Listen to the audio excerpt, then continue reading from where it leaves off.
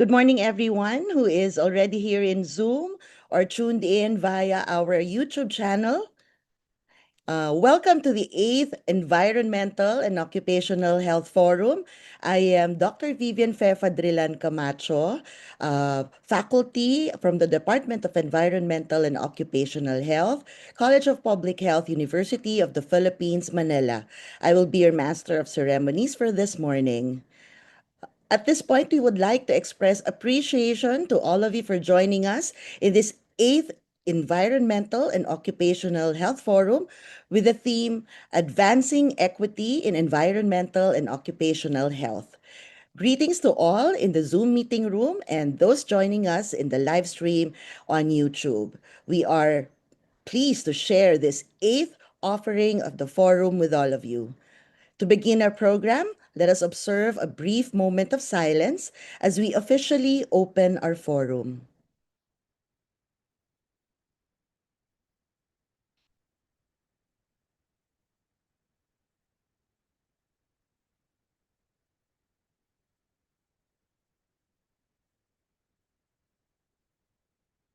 May I kindly ask everyone to join us in singing the Philippine National Anthem.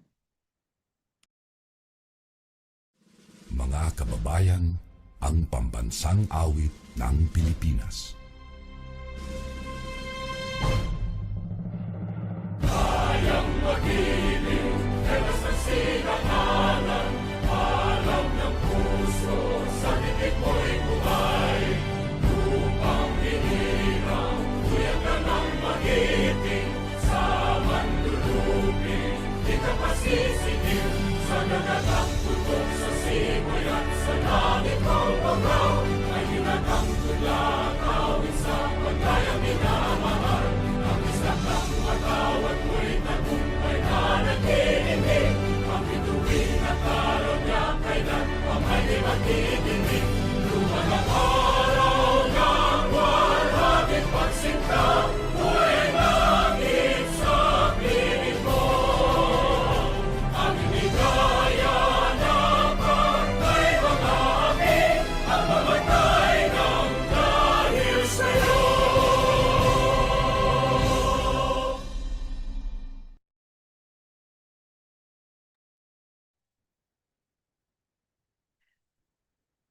At this point, I am honored to introduce Dr. Michael L.T., Professor and Chancellor of the University of the Philippines, Manila, to officially welcome us to this event. Chancellor, over to you.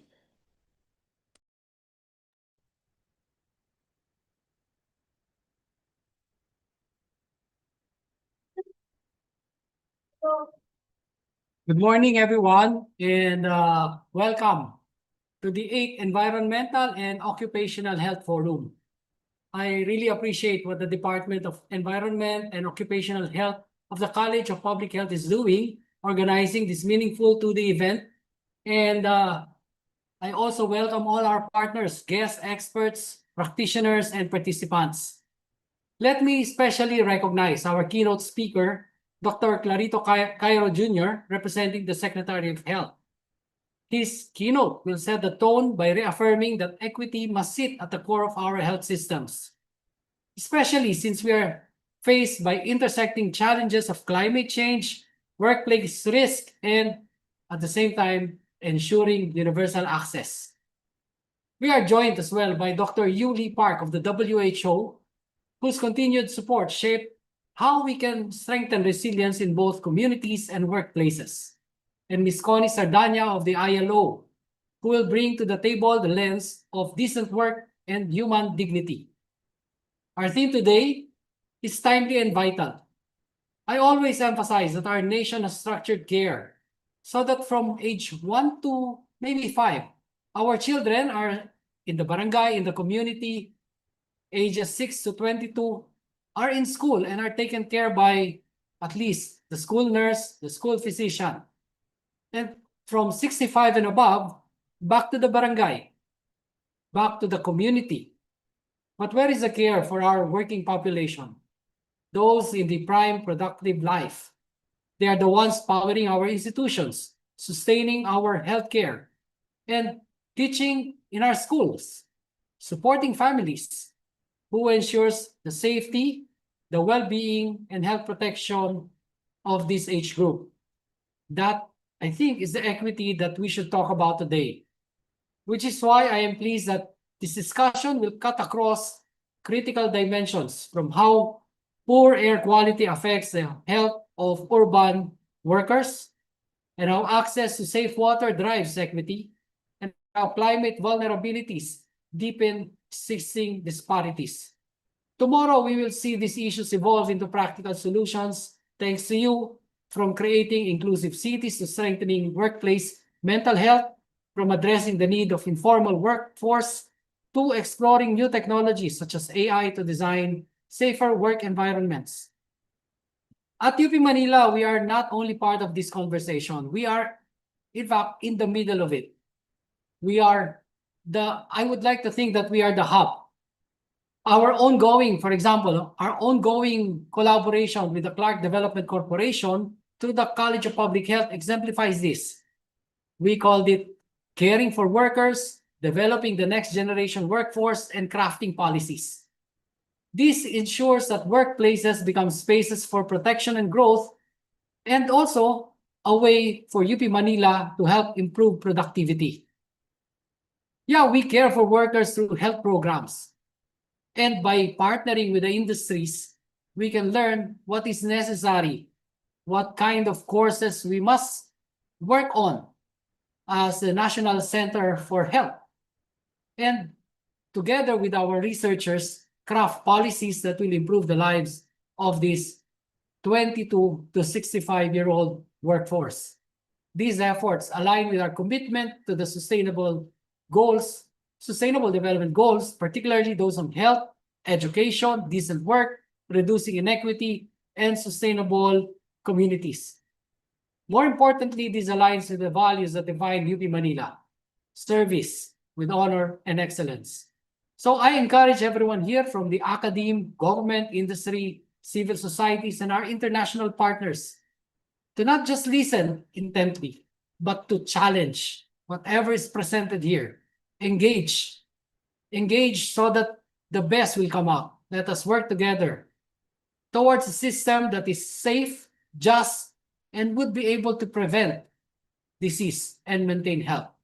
Maraming salamat, and once again, welcome to the 8th Environment and Occupational Health Forum. I know that after this forum, we will be able to craft policies and guide our policymakers. Magandang umaga po sa inyong lahat. Thank you very much, Chancellor, for your inspiring message and for your excellent leadership, for the University of the Philippines, Manila. We thank you for your support for all of our environmental and occupational health initiatives. At this point, of course, the Environmental and Occupational Health Forum, initiated in 2018, is an annual event led by our Department of Environmental and Occupational Health, College of Public Health. We invited key stakeholders from across the sectors of EOH for this relevant forum.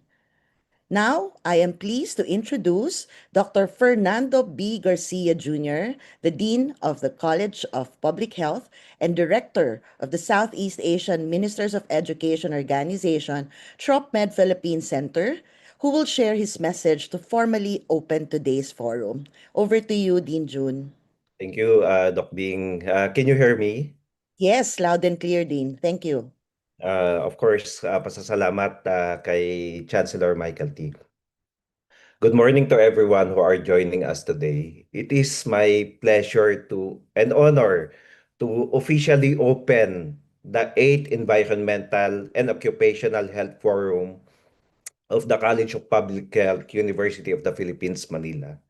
So this forum is organized by our hardworking and dedicated colleagues from the Department of Environmental and Occupational Health, which is chaired by Dr. P.M. Hernandez.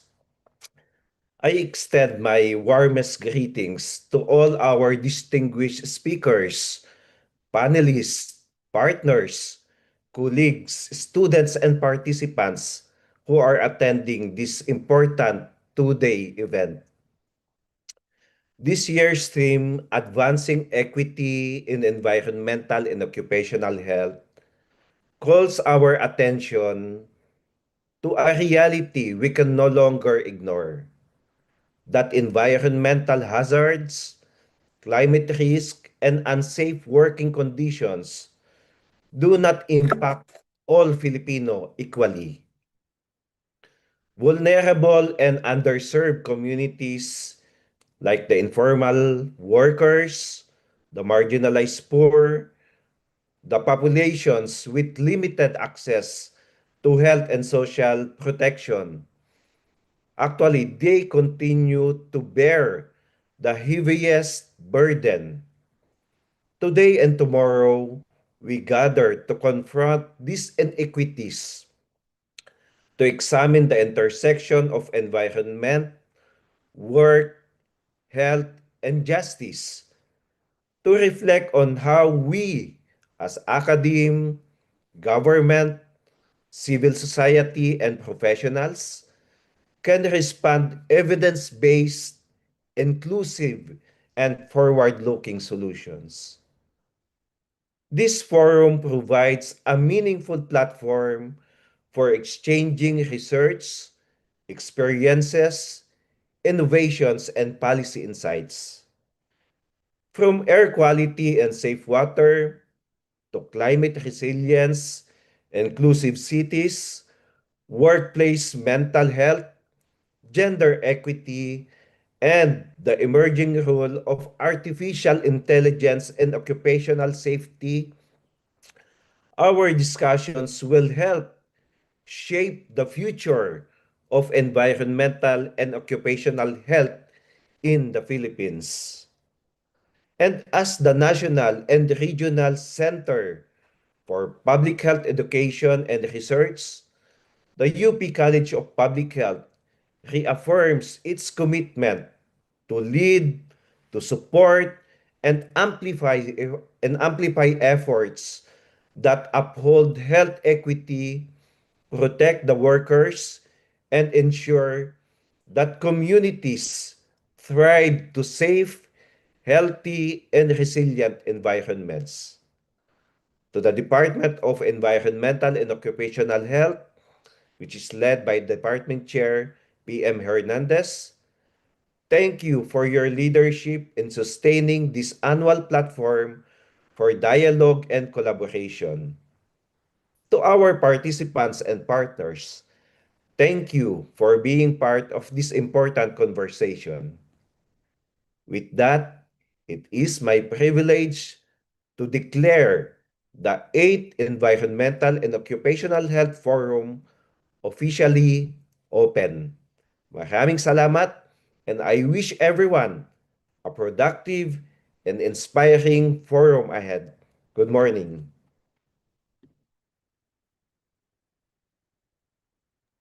Thank you very much, Dean June Garcia, for your inspiring message to all of us. Now, at this point, we will have a photo opportunity with our Chancellor and with our Dean Garcia, the speakers and moderators, as well as the organizing committee members. May I request Jem, our screen manager, to guide us while taking the photos. Jem?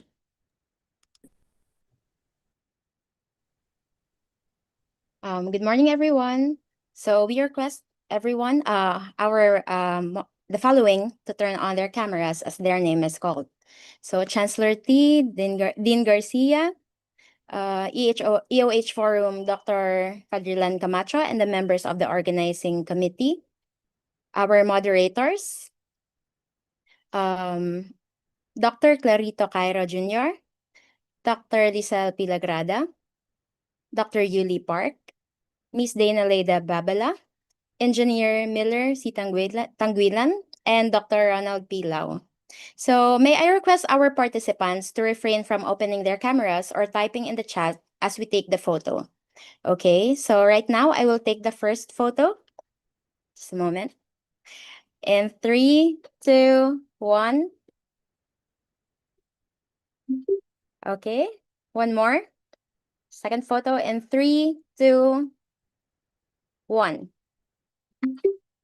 Okay. One more, please. And please, for the participants, please refrain from typing in the chat for now.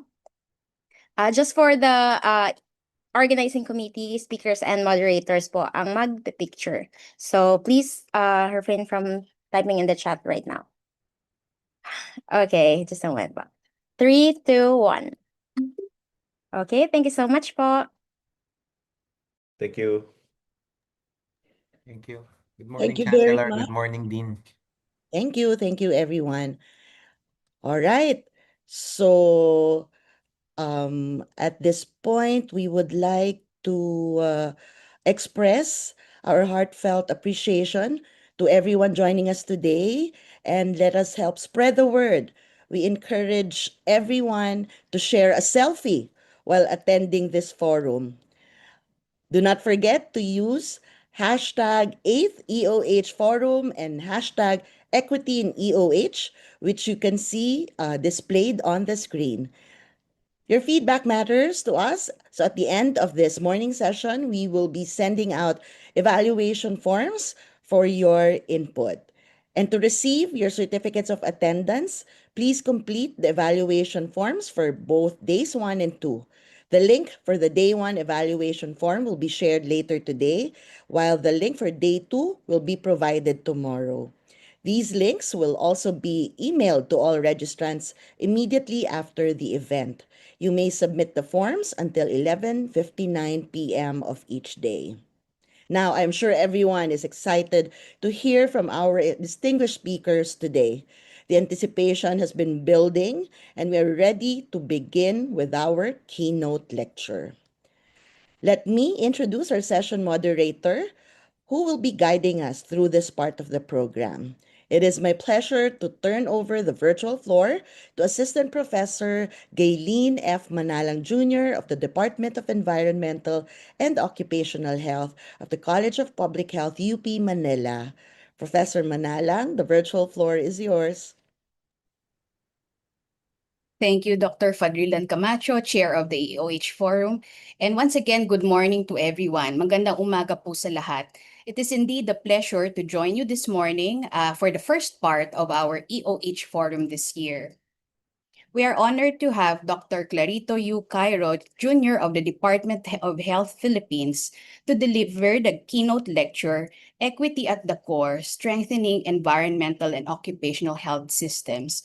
I have the honor of introducing Dr. Cairo to everybody. Dr. Cairo currently serves as the officer in charge of the Chief of the Environmental and Occupational Health Division, Disease Prevention and Control Bureau, or DPCB, of the Department of Health, Philippines.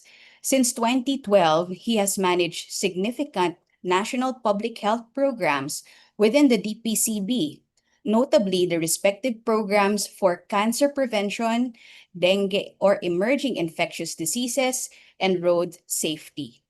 An accredited occupational safety and health practitioner in the Philippines, and a fellow of the Philippine College of Occupational Medicine, Dr. Cairo previously served as Vice Chair of the Department of Health Central Office Occupational Safety and Health Committee, as well as President from 2015 to 2020 of the Union ng mga Kawani ng Kagawaran ng Kalusugan Sentral.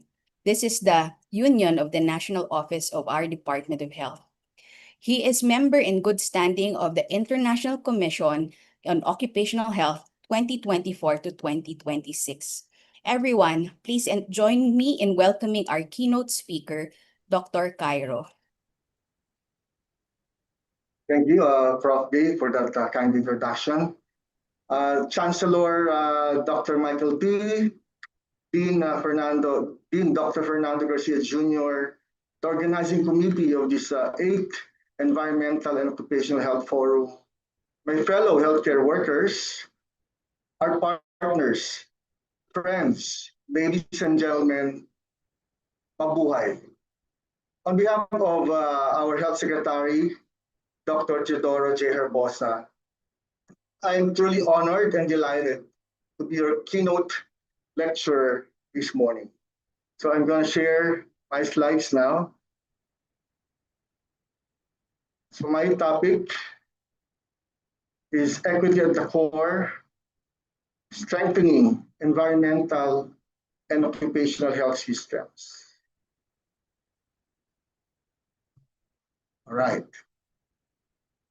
So this topic is both relevant and timely, especially nowadays that we are experiencing many disasters. And we can now emphasize the importance of environmental and occupational health. So here's the outline of my talk. We need to know the significance of equity and what is the mandate, the mission of EOH in terms of population health and equity. And what are the critical roles and programs of the Environmental and Occupational Health Division, my office? And finally, what is the proposed plan of action to strengthen our environmental and occupational health systems in the country? So to begin, equity in terms of environmental and occupational health refers to the fair distribution of resources, protections, and opportunities to minimize avoidable differences in health outcomes linked to social, economic, and environmental disadvantages. So if you will see later, that we have 3 health outcomes in the Department of Health. I will discuss it later. And by integrating equity, these health systems become more resilient, effective, and just, reducing disparities in exposure to hazards, improving prevention, and fostering community trust. Equity also strengthens the systems by prioritizing justice in policy, research, and interventions, namely promotive, preventive, curative, rehabilitative, and palliative, ensuring protections reach those most vulnerable. And lastly, as global challenges like climate change intensify, equity is no longer optional, but essential for sustainable, inclusive health protection and promotion. So for the DOH mandate, in the logo of the DOH, we have this Latin phrase, Floriat Salubritas Populi, or promotion of health for the people. So health and people are both inclusive terms. And it refers to equity. So that's the primary mandate of the DOH. It's population-based, and it should be equitable. So what's the health sector strategy from 2023 to 2028? Now that we have the current administration under Secretary Herbosa, we have this strategy map. Our vision, Filipinos are among the healthiest people in Asia by 2040. This is aligned with the long-term vision and aspirations of the Filipino people, known as Ambisyon Natin 2040. It refers to matatag, meaning strongly rooted, maginhawa, comfortable, and panatag na buhay, secure life for the Filipino people. So we have these impact indicators, better health outcomes, stronger health system, and access to all levels of care. And for the support function, we have the first box. This I'd like to emphasize. The support or the internal function of the DOH, we have this human resources management and organizational development. This is also true for all organizations. We need to value our employees. Okay? The employees are the lifeblood of our organization. So it will follow the core functions like of policy standards and regulations, capacity building and technical assistance, and finally, stakeholder engagement. So we need to value our employees. And for the DOH mission, to steward the development of an effective, resilient, equitable, and people-centered health system for universal health care. Equitable is a big word there, and people-centered. Take note, not patient-centered. People-centered means involves all the employees, admin, technical, support staff, not just the patients. And we have these 8 priority outcomes under Sec Herbosa, and 2 among the 8 priority outcomes belong to our office, namely the access to safe water and road safety.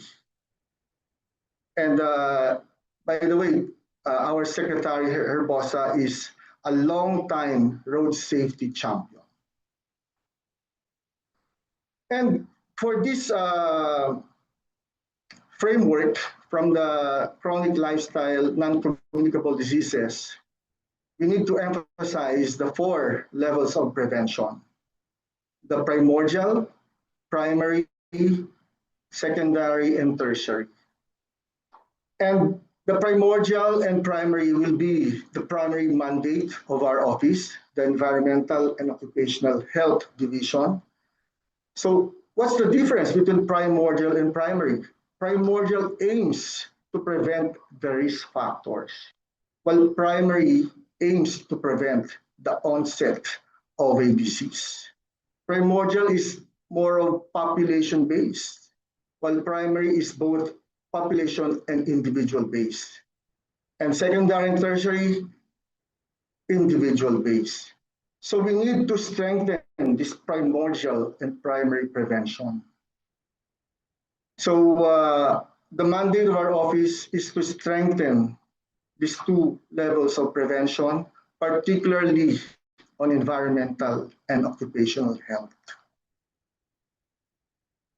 And of course, the Department of Health just established the Health and Climate Change Office, the HCCO, last January 2025, which will be the focal point for all health and climate change initiatives of the department.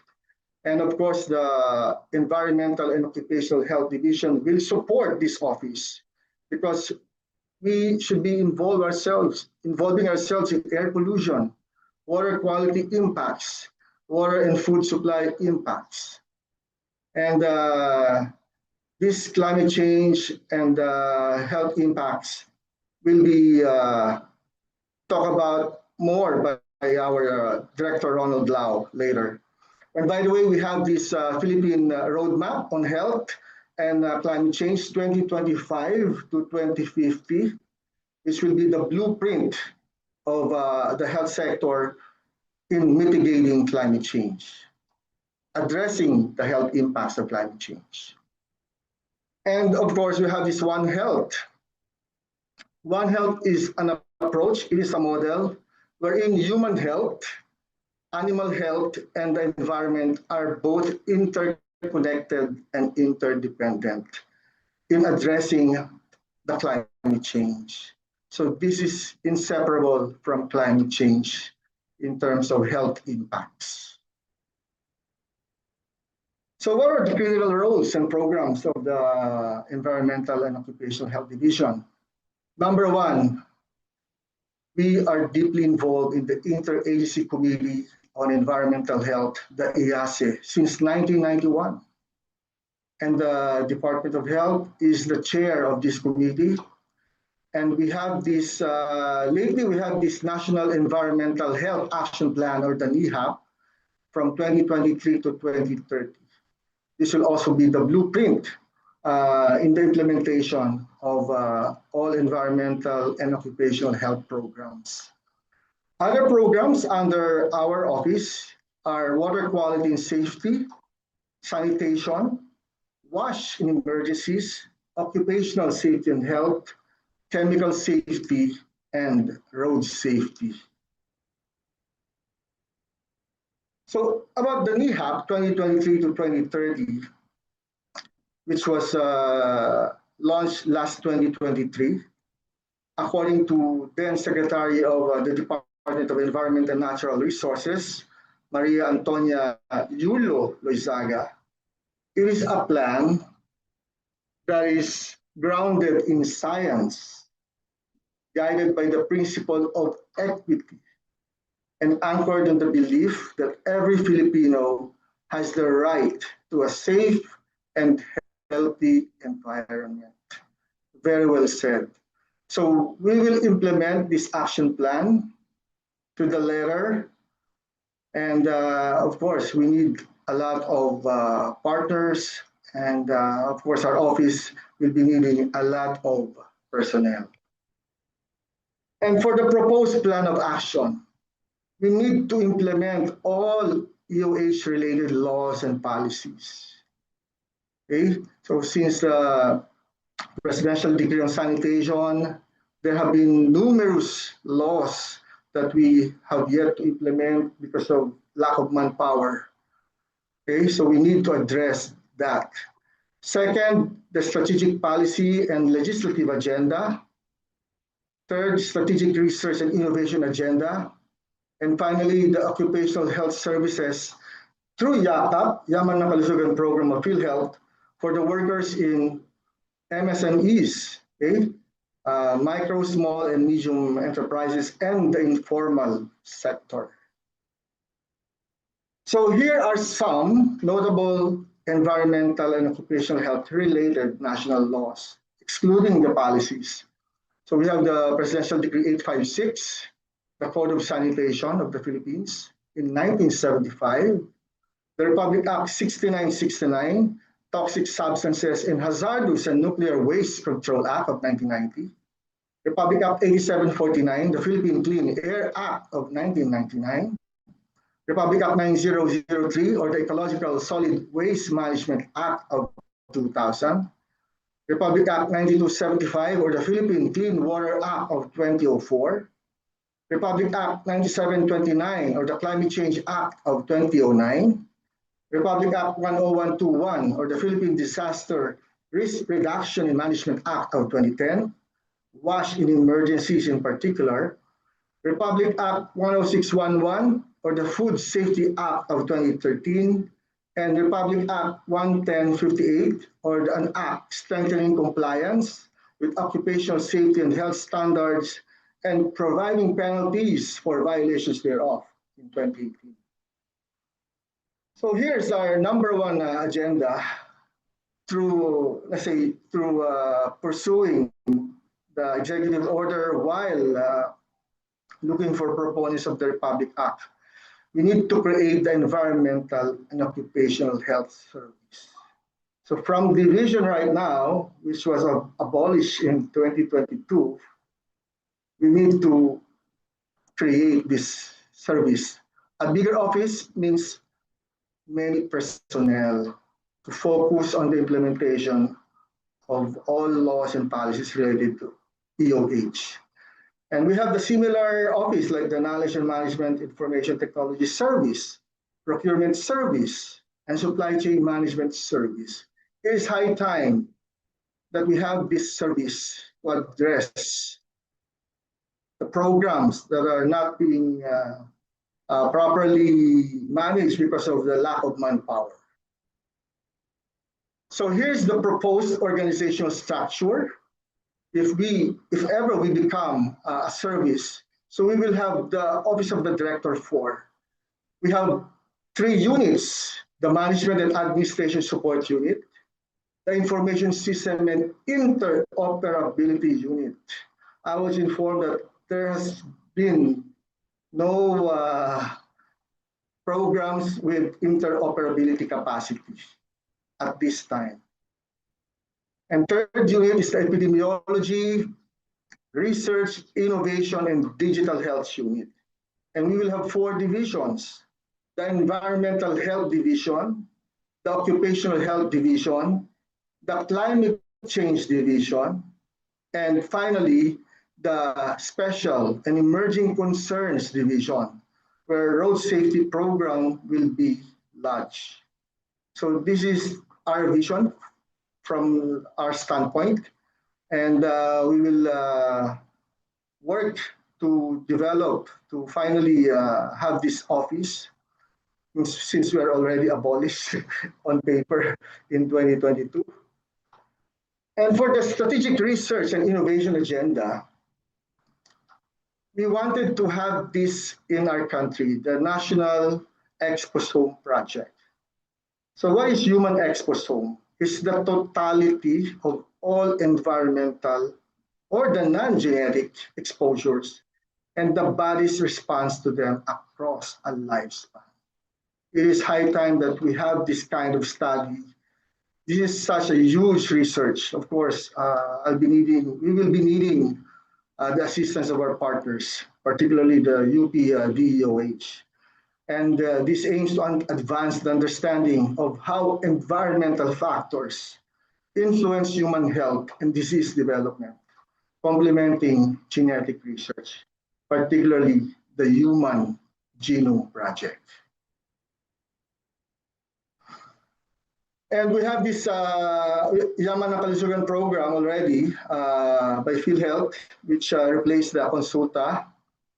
And we are currently developing the manual on developing the occupational safety and health services for our workers in the MSMEs and the informal sector. So by next year, we will launch it, and so that we can help them, the marginalized sectors or the workers, particularly in the informal sector. And this is my last slide. So my key takeaways in our arduous journey towards universal healthcare, prioritizing and strengthening environmental and occupational health is non-negotiable. Okay? In public health, this must be the first among equals, as I see it. An equity-based approach to environmental and occupational health is integral to both primordial and primary prevention. Primordial and primary prevention are far cheaper than secondary and tertiary prevention. So thank you very much for your attention.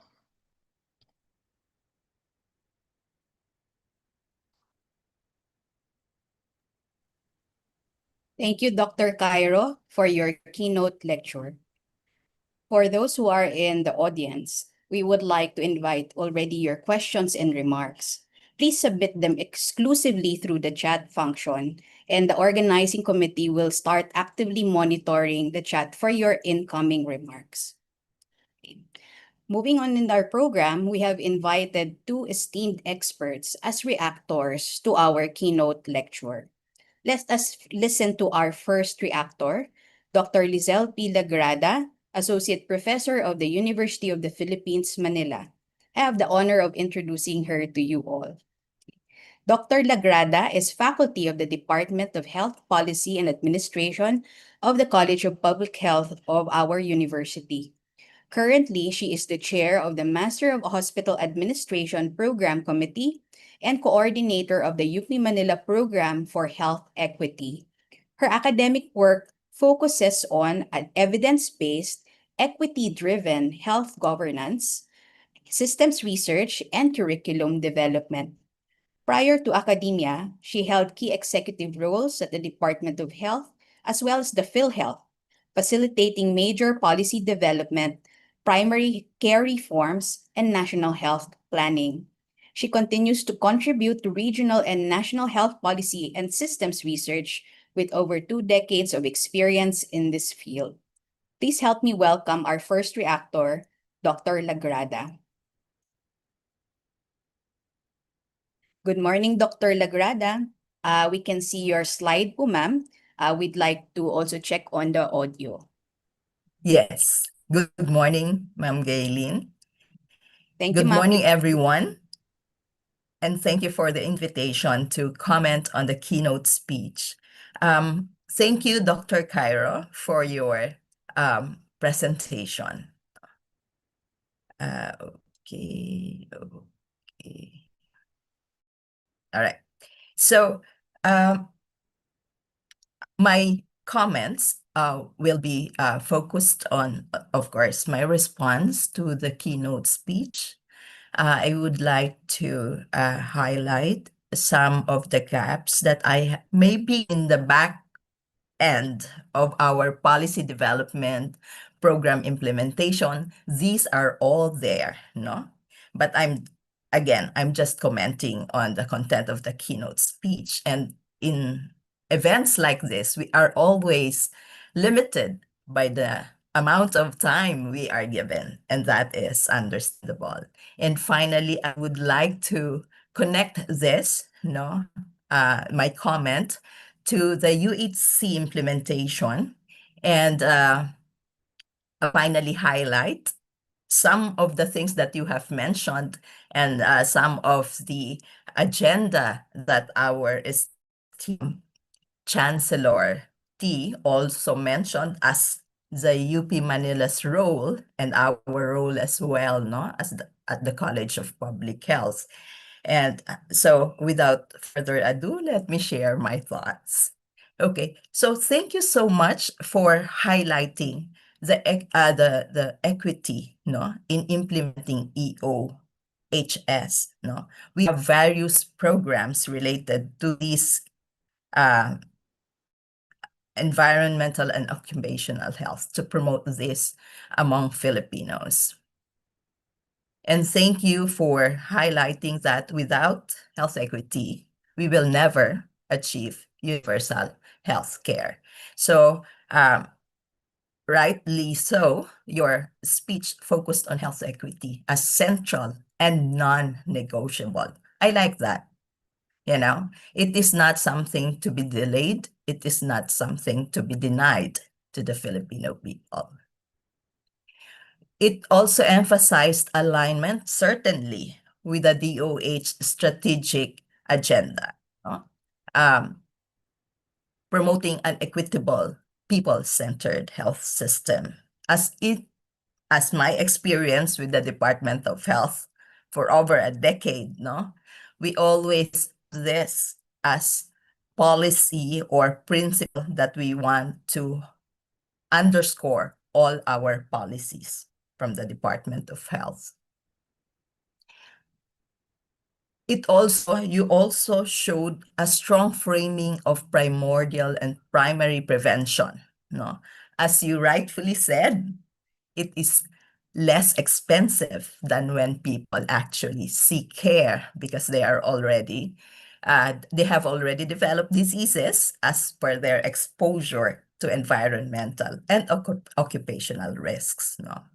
So, and when you describe the institutionalization of this new program, you have highlighted what you need to ensure that the program will be implemented, will be run effectively.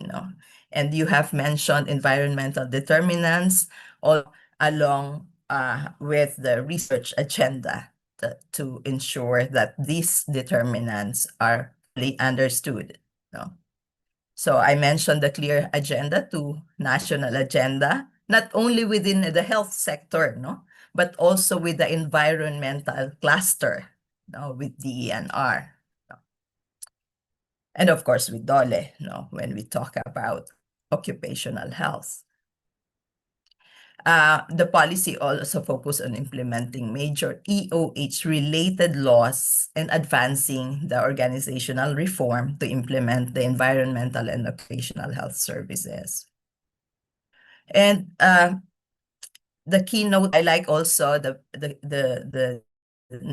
tone of the keynote speech that it is forward-looking, not only the mapping, the expose mapping, as well as the connection that we deliver or that we implement under the ambit of the population health, environmental health, occupational health, vis-a-vis the individual services that are paid by PhilHealth through YACA.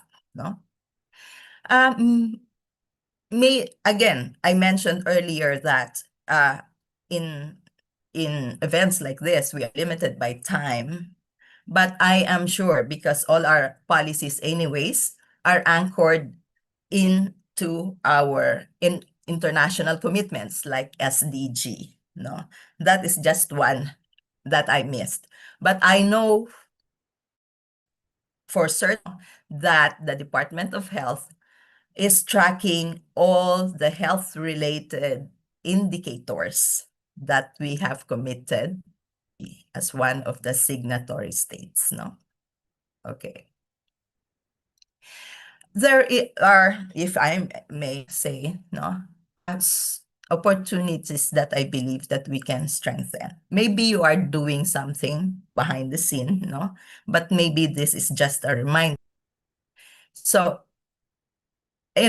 when we talk about equity, it is not something that is separate from what we are doing when we are collecting data. It should be embedded. It should be our day-to-day thing, no?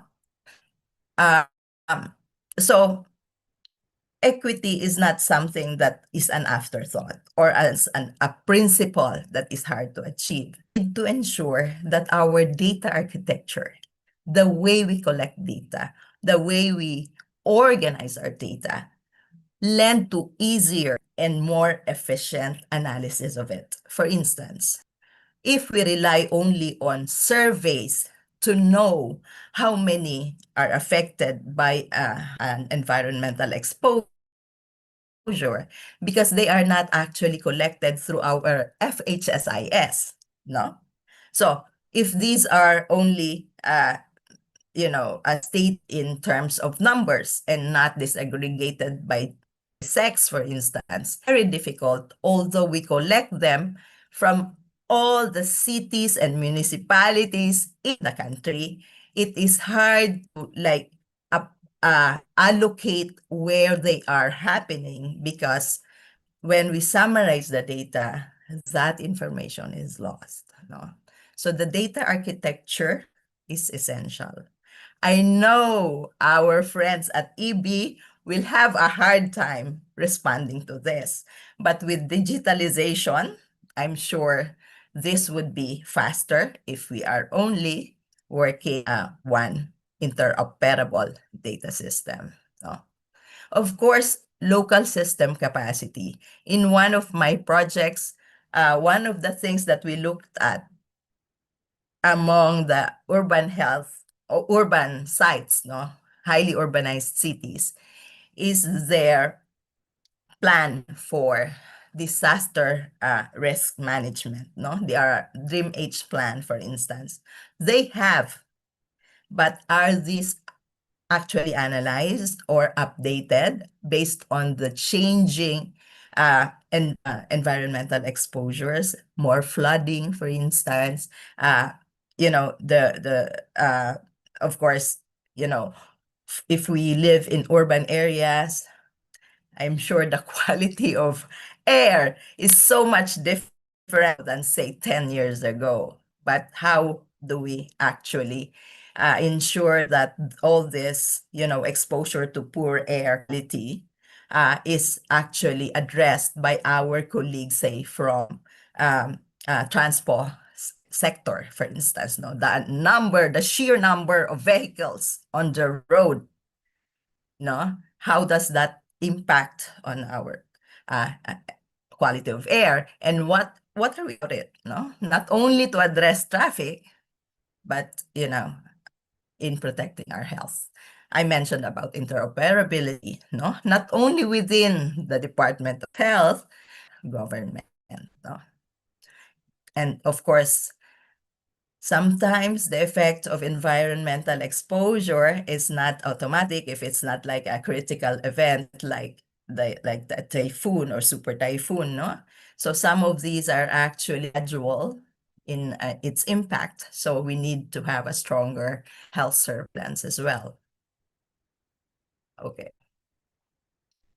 And I also would like to remind us of the persistent gaps, no, that we need to look at. I mentioned already about the ungainly structure of our data system, no? But there are also pockets of population that are not usually captured unless we do a survey, no?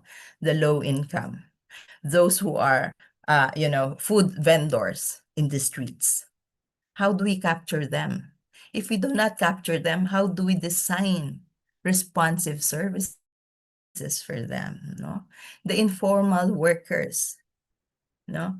Because they are not paying taxes, they are not, they are left to their own devices, no?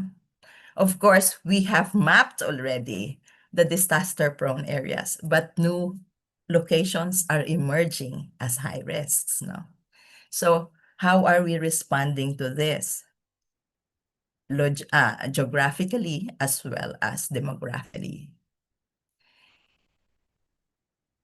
One time, I had the opportunity and honor to work with the EOH, no, to assist the NCR, DOH, and Metro Manila CHD, and it dawned on me that even in highly urbanized regions such as NCR, we still need to ensure that each household, regardless of the socioeconomic condition of that family, must have access to clean and safe water. But right now, even that we cannot assure, right? Even if there is like a third-party provider of water system, there are pockets of population left behind for this essential and basic service, no? So of course, the weak enforcement across all programs, no, is something that we need to look at, not only in the regular businesses, but even more so, as mentioned, no, the micro enterprises, the non-formal businesses, that are seldom looked at, no? And of course, clear financing pathway. Funding the EOHS is one thing. Another thing also is funding or paid by PhilHealth through, individualized health service, no, especially when the condition or the illness is directly due to environmental exposure, no. But we need to also measure if we need to measure the gap in investing for EOHS. And I have seen various programs attempting to have their own health accounts, no? Just to identify and determine where are the funds coming from. For example, in the past, no, at some point in time, a large proportion of funding comes from development partners, no, NTD, for instance, no, neglected tropical disease. So is EOHS something that is being delayed because the financing is not there? No. So there are areas, persistent gaps that we need to work together on. Okay. So as mentioned, no, EOH is a basic right wherever we look at it, no. So interventions, as you rightfully reminded all of us, sit at the primordial and primary prevention levels, no. It is critical, but ironically underfunded. And UHC lies, the achievement of UHC lies on your success, right? On reducing exposures before we all get sick, no? And integrating EOHS in local implementation of health services is critical. No, of course, I don't know. I haven't read recently the maturity level of local health system, but it is critical that in all the measures of governance or the performance of our local government units in delivering health services, it is critical that EOH is prioritized. No? Of course, as mentioned, PhilHealth benefits through Yakap now is also addressing that. But for me, we need really to tease out what should be funded by DOH or the LGU, because these are population-based interventions and should not be pushed back and make PhilHealth obligated to pay for this. No, so it is in our power, within our mandate, to ensure that we do not overly burden PhilHealth as health insurer, because the primordial and primary prevention interventions are not in place. No, of course, EOH exposures, particularly and are not or exposures, they do not respect political boundaries. No, so that's why we need to have good governance, good surveillance. No, sorry, good surveillance, and joining everyone that this EOHS must be in their agenda, in every local leader's agenda. No? That's a lot of lobbying to do, bro.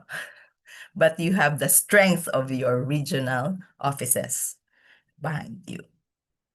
Okay, so moving forward, of course, we really support and hope that you will have an institutionalized EOHS with its clear mandate and budget. You need to have that. Even if year after year after year, you need to watch out that it's not dwindling, but rather going up, to make sure that what you have, that you can actually implement your mandate. No, and of course, I mentioned about data structure. No, we can have EOH equity dashboard. Right now, we have an ongoing collaboration with the IHME, the one that provides, the global burden of disease, and they are monitoring various environmental exposures. Maybe you would like to sit down with us, with them, no, to look at this, no, so that your indicators can be tracked as well. Of course, competency package, no. It's not enough that we have the people, we need to have the competent people in place. If they are not yet, they do not have that yet, then we need to strengthen them. And of course, scaling up Yakap and how we relate the EOH services, no, into that outpatient benefit package, primary benefit package of PhilHealth is essential, no, so that we can embed environmental and occupational risk assessment. I don't know how we can do that, no, because that would require some thinking through. That I'm afraid, because Professor Gaylene has already opened her camera, so I think that's my cue. So climate change, EOH risk mapping is multi-sectoral, so that is really a huge effort that needs to be done. So our role, no? Well, we are an academe, and it is our build the capacity of the health sector, no? And we provide and we generate evidence to inform policy making, no? And provide technical support, not only in designing interventions, but also in helping you implement them, no? In capacity building, we also have the program for governors and mayors that maybe you'd like to connect with us, no? So that the EOH matters are also foremost in their mind when they do their own situational analysis in the training program. So strengthen local implementation through research, policy, and contextualized tools, no? As simple as, is BARM really a region like we have in other regions? But its structure is not. So we need to respond to that uniqueness of their or governance structure, no? So, of course, as the chancellor and our dean have reminded us, no, we are your academic partner in all these things that you want to pursue. So we can provide we can also facilitate transdisciplinary expertise. I think Chancellor T mentioned about our project with Clark, no, led by our DEOH expert. Finally, the program that I am leading, Program for Health Equity, we can develop and apply equity metrics looking at the indicators of EOH, no? Because the program is positioned to become a hub for equity-oriented research. I think that's the end of my slides. Again, thank you for this opportunity and congratulations, Dr. Cairo. Back to you, Professor Galen. Thank you. Thank you, Doc. Thank you, Dr. Lagrada. We're enthralled by your presentation, Doc Lizelle. And I saw Dr. Cairo taking notes already of your suggestions and insights. Okay. We now Thank you. head to the second reactor to the keynote lecture. It is an honor that I introduce Dr. Yu Lee Park, Health System Strengthening Coordinator of the World Health Organization Country Office in the Philippines. Dr. Park is a public health and health system specialist currently serving at the WHO Representative Office in our country. She has extensive experience across WHO country, regional, and headquarters levels with leadership roles in health system strengthening, integrated service delivery, and traditional medicine. Prior to her current post, she led the health system strengthening team in WHO Philippines and previously served in Lao PDR as the coordinator for health systems and social determinants for health. She also contributed to global policy development as co-chair of the WHO three-level working group on the Provide pillar for the 14th General Program of Work 2025-2028, undertaking a short-term assignment at the WHO headquarters. Before WHO, Dr. Park held academic and research positions in Korea, as well as practiced medicine in that country. Let's now head to the second reaction to our keynote lecture. From the local perspective earlier, now we add a global dimension through the reaction of Dr. Park. Please help me in welcoming Dr. Park. Thank you very much for your great introduction of myself, Madam Moderator. And thank you very much, Dr. Cairo, for your very informative presentation. And all my respect to all representatives from the government, academia, and development partners and colleagues and ladies and gentlemen. It is my great honor to join today's 8th Environmental and Occupational Health Forum today on behalf of World Health Organization. And this topic is actually at the heart of my heart, because as Madam Moderator introduced, when we WHO working on the global, the general program of work 14th, we discussed a lot what should be global priorities. And then as you could see in our current general program of work 14th, we prioritize climate change and also social determinants of health, of course, with many other digital programs and health emergency preparedness and response. And there are reasons for that. When we identify the global priorities and future emerging health priorities, not only for the current generation, but future generation, we could not ignore anymore the growing threat of the climate change and social determinants of health affecting all the health outcomes across disease programs. And when we address all this, equity was at the core of all this issue. So I'm very pleased to know the government of the Philippines is prioritizing how to address equity in this important topic of environmental and occupational health. The next slide, please. So as part of my reaction to Dr. Cairo's presentation, I would like to share WHO's perspective on 4 parts. One is how we see equity, and especially in environment and occupational health. And the second is how we also our perspective on DOH's current good practices. And then while we also see while we observe some remaining gaps to be addressed. And then lastly, to address those gaps, what would be some consideration which we can make. So these are 4 components of my presentation today. Next slide, please. Equity.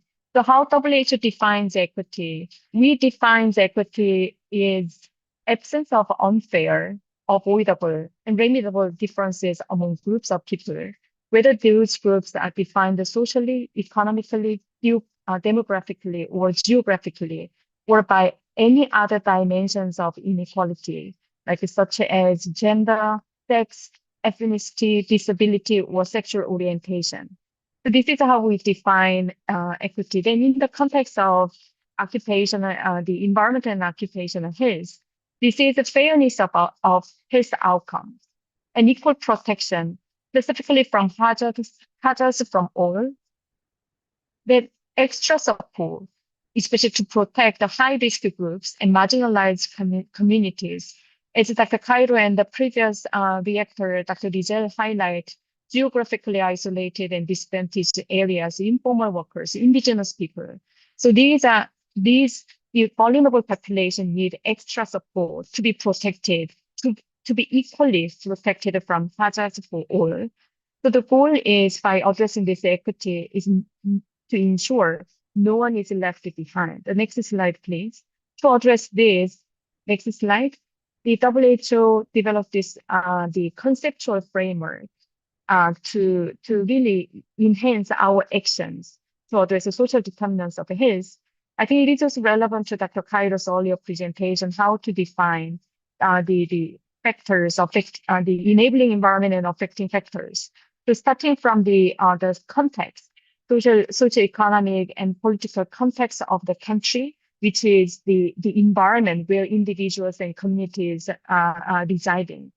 And then how this is affecting the individuals, the circumstances like the job and education and all this. And then later, how this is also affecting, at the last, on the right part, how this is affecting the inequity and equity issues of the health outcomes.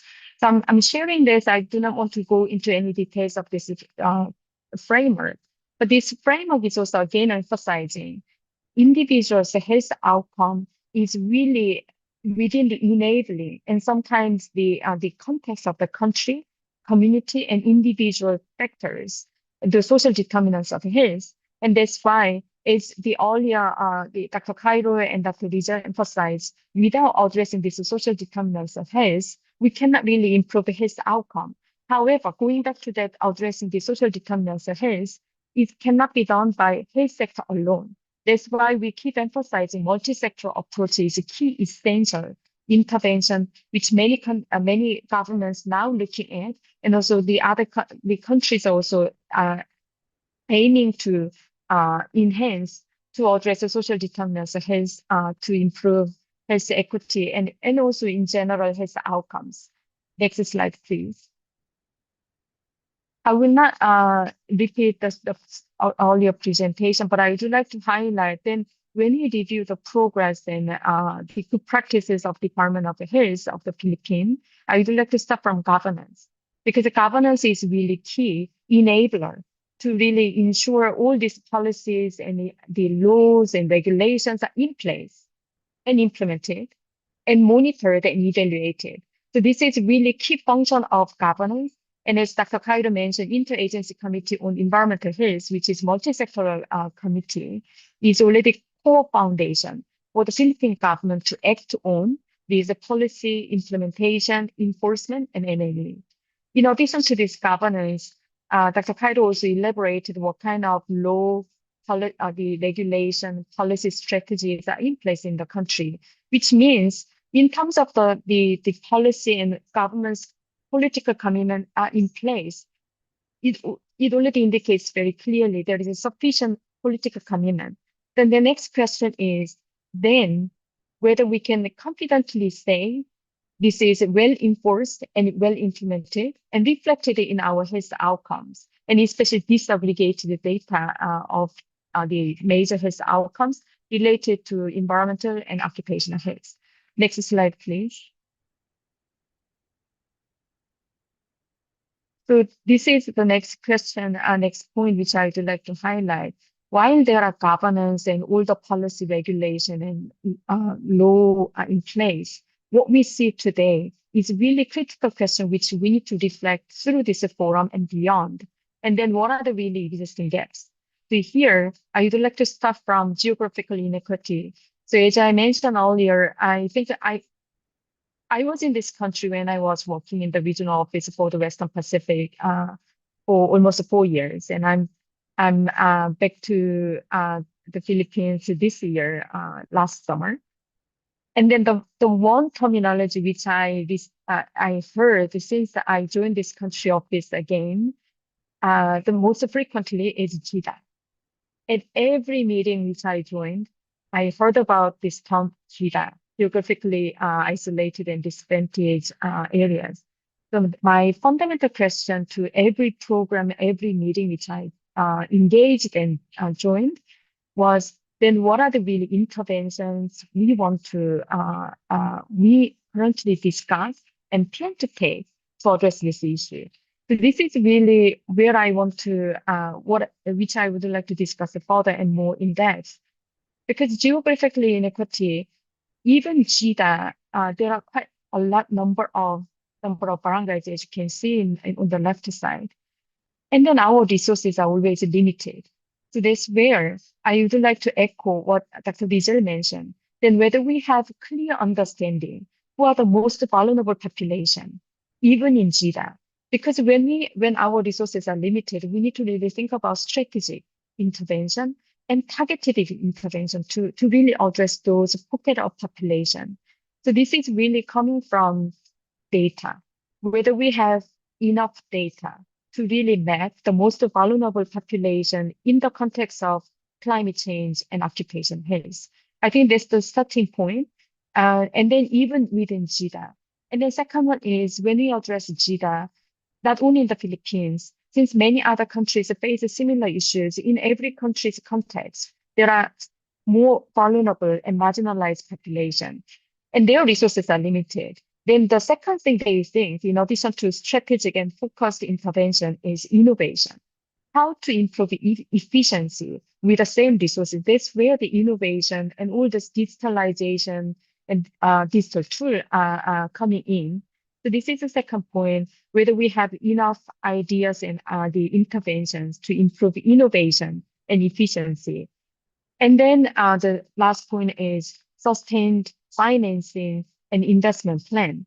While I think about all these too, once we have clear identified the target population, we have tools how to address innovative tools, how to address and support this marginalized pocket of population, then whether we have sustained financing. And this financing, it is quite interesting because I'm actually planning to join the Philippine Institute of Development Studies today afternoon to discuss this health financing issue, whether it is EOH financing or LGU financing or field health or the grant or loan from development partners. We need to really look at how to ensure this pooled funding can be used in a sustainable and effective and efficient and accountable way. I think this is the third point which I would like to highlight under this geographical inequity. And this second point is, I would like to jump into the next point, occupational health gaps in informal sector. So while we are looking at geographical disparity, the second one is formal versus informal. I will not mention all the different types of the informal workers, but they are the most usually left behind because they are not in the system. And even we may not be able to easily capture all these informal sectors to really even analyze where they are, who they are, and what are the really key issues. So this is where our starting point. But from WHO perspective, when we address this informal sector, as Dr. Kaido mentioned briefly, YACAP. So how YACAP is not about just Philippine benefit package now. We understand the government's intention is to really strengthen primary care, which is closest to the communities for them to access the equitable and also quality healthcare services. And YACAP is one of the key interventions to really ensure those population in the communities are also well protected from financial hardship. So I would like to highlight when we think of how to reach out to those informal, the workers in informal setting, we need to really strengthen primary care, the interventions and approach. And this is the second point which I would like to highlight. And there are two remaining points: workforce inequity and also environmental health monitoring and equity, which is a surveillance part. The third point is the the workforce, especially in occupational and environmental and occupational health. First, whether we have enough number. Second, whether distribution of those the workers, professionals are well distributed to meet the needs of the communities. And also whether they have, for instance, when we discuss JIDA, whether they have also strong incentive for them to be deployed or work in a bit remote and JIDA areas. So there are three key components and interventions we need to also think about when we discuss workforce inequity. The last point is the surveillance. I think even earlier, Director Dr. Vijay's point was also highlighting the importance of surveillance. Again, without data, we cannot easily identify who are the most left behind, where we need to more focus on in terms of our limited resources interventions. So I think the fourth point is the surveillance, how to ensure, especially the most vulnerable setting, have the monitoring and surveillance and even the surveillance system and the data reporting to central government and of course all LGU level for central government LGU to plan for data-informed interventions and investment. Next slide, please. So these are 4 points. I already, when I mentioned the equity issues, I already mentioned the recommendations. So I will skip this one and then my last slide. Yes, thank you very much. So this is my last slide, and I will not repeat my points. I just want to step back and reflect. First, we discussed governance. There is the existing multi-sectoral coordination, the coordination interagency committee, and there are enough policy, regulation, and laws, even though some parts should still be revised and updated to meet the evolving needs of environmental and also occupational health. But as many other programs also reflect, there are still a lot of challenges we face when you think of enforcement and implementation, all this existing law and policy and all this. So then in this intervention, we go back to the key interventions which we discussed. One, when we have limited resources, whether it is central government, LGU, field health, whether we have clear plan for strategic focused intervention and investment, and also in a sustainable way. This is the second question which I would like to highlight when we discuss financing. And again, I would like to also echo, when we discuss especially the government funding and also the whether it is EOH and LGU and field health, there should be very clear delineation and also agreements, which services, which programs, because usually, in many cases, government funding usually funding the public health functions, while the field health, the social health insurance is funding individualized health services. So there should be some kind of role delineation, which funding will fund which services. This is the key question which I would like to reflect on financing. And then when we discuss the service delivery design, as I emphasize, whether it is JIDA or informal the workers, we really emphasize the strengthening primary health care is really key foundation to reach out to those left behind, and also address the equity and also improve efficiency in our service delivery. And then the fourth point is, while we are recognizing there are limited health workers in environmental and occupational health, then we need to really think about what is the government's future plan to strengthen these workers, critical workers, and distribution plan. And the last point is, across all these the interventions, the core foundation is data. Having data is really powerful for the government to really use limited resources in a strategic and also focused intervention. So that's why I would like to highlight, by concluding my presentation, I would like to highlight this data-informed planning and also M&E cycle would be really one of the key interventions for the Philippine governments to consider.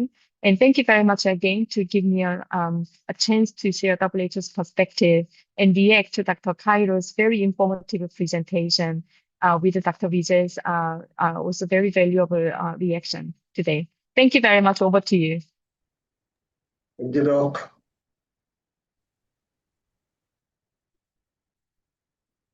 Thank you very much, Dr. Park. Okay, so we have listened to three esteemed professionals in this keynote session alone. For sure, there are quite a number of remarks and questions, and I'm already seeing some in our offline document.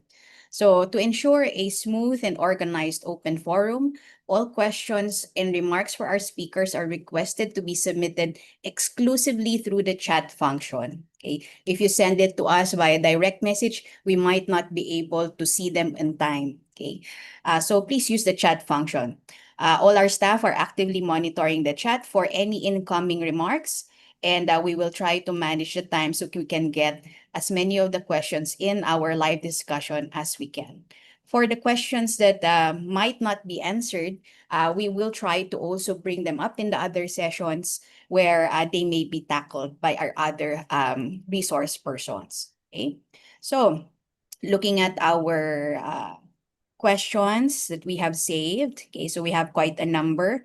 Like now to invite our keynote lecturer, Dr. Cairo, and our reactors, Drs. Legrada and Dr. Park, to join me and for our open forum. Okay, so perhaps I think we should start with some questions that were sent while Dr. Cairo was doing his lecture.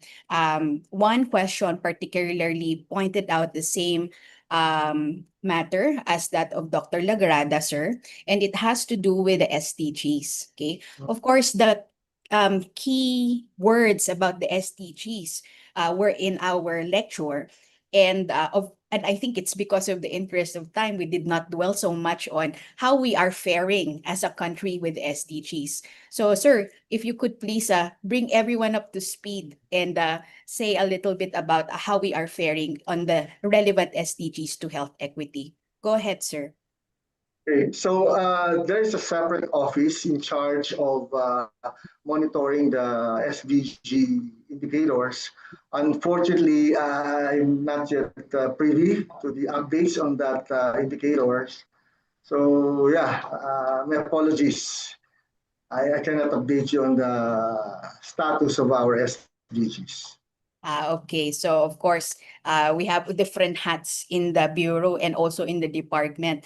But for sure, for those who have asked about this, Dr. Cairo can bridge you to the right office and the right officers in charge. You know, sorry for putting you on the spot, sir. Baka lang po you might have some hidden slides ready. Okay? But of course, we recognize the SDGs are part and parcel of health equity. And let's now proceed to some of the other questions. Actually, some of them we can invite our reactors also to pitch in the discussion.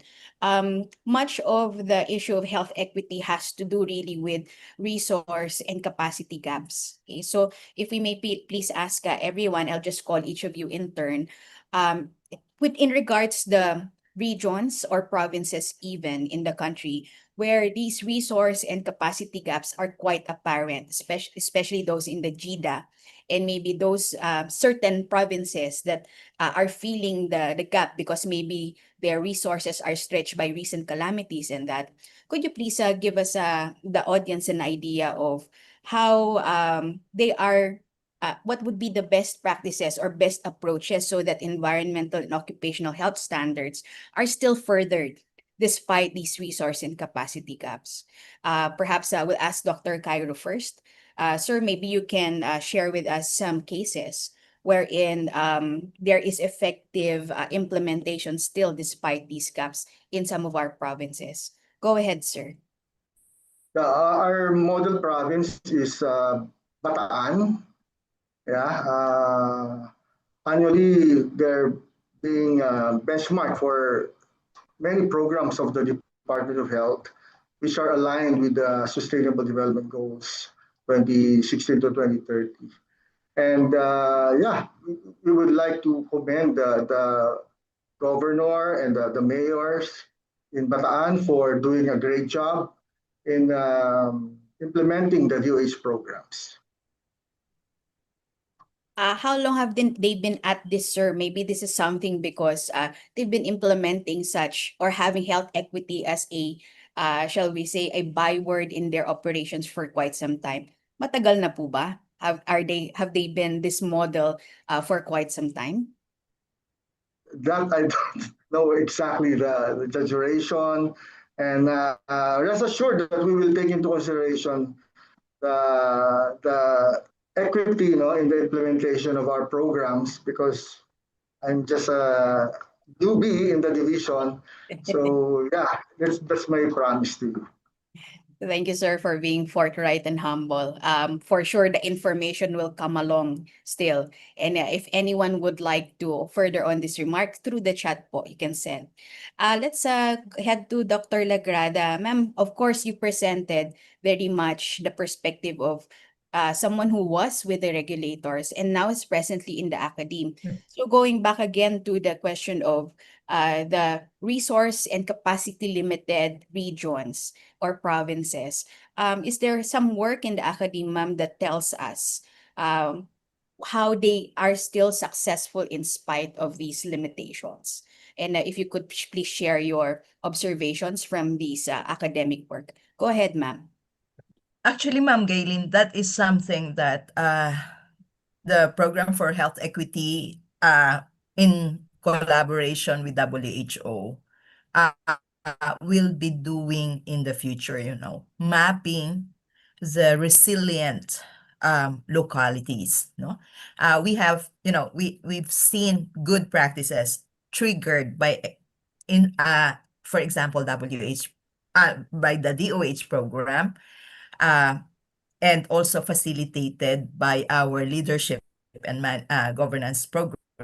For instance, I can cite top of mind, for instance, the Noveleta experience. The mayor, who's a businessman, came in, and their LGU scorecard were practically all red.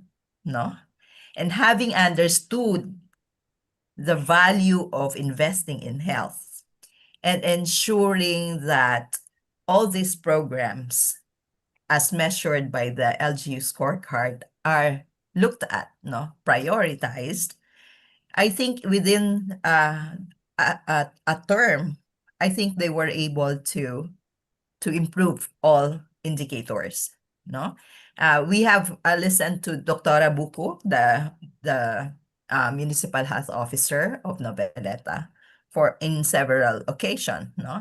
But again, that is also something that I'm supposed to be working with Professor Gregorio, that we want to unpack. Of course, we have seen the effect of leadership, but we want to be more structured in understanding the drivers of this improvement. And because the LGU scorecard, again, is a summarized or an indexed of the improvement of the entire municipality, are there barangays that are still lagging behind, but the picture at the municipal level is already green because there are very good performing barangays counter or that cover this delayed or lack of progress in some barangays. That is some granularity that we really want to look at, no? Of course, data we cannot overly emphasize. I remember also our assistant city health officer from Baguio, who, because they have this, they are a smart city, no?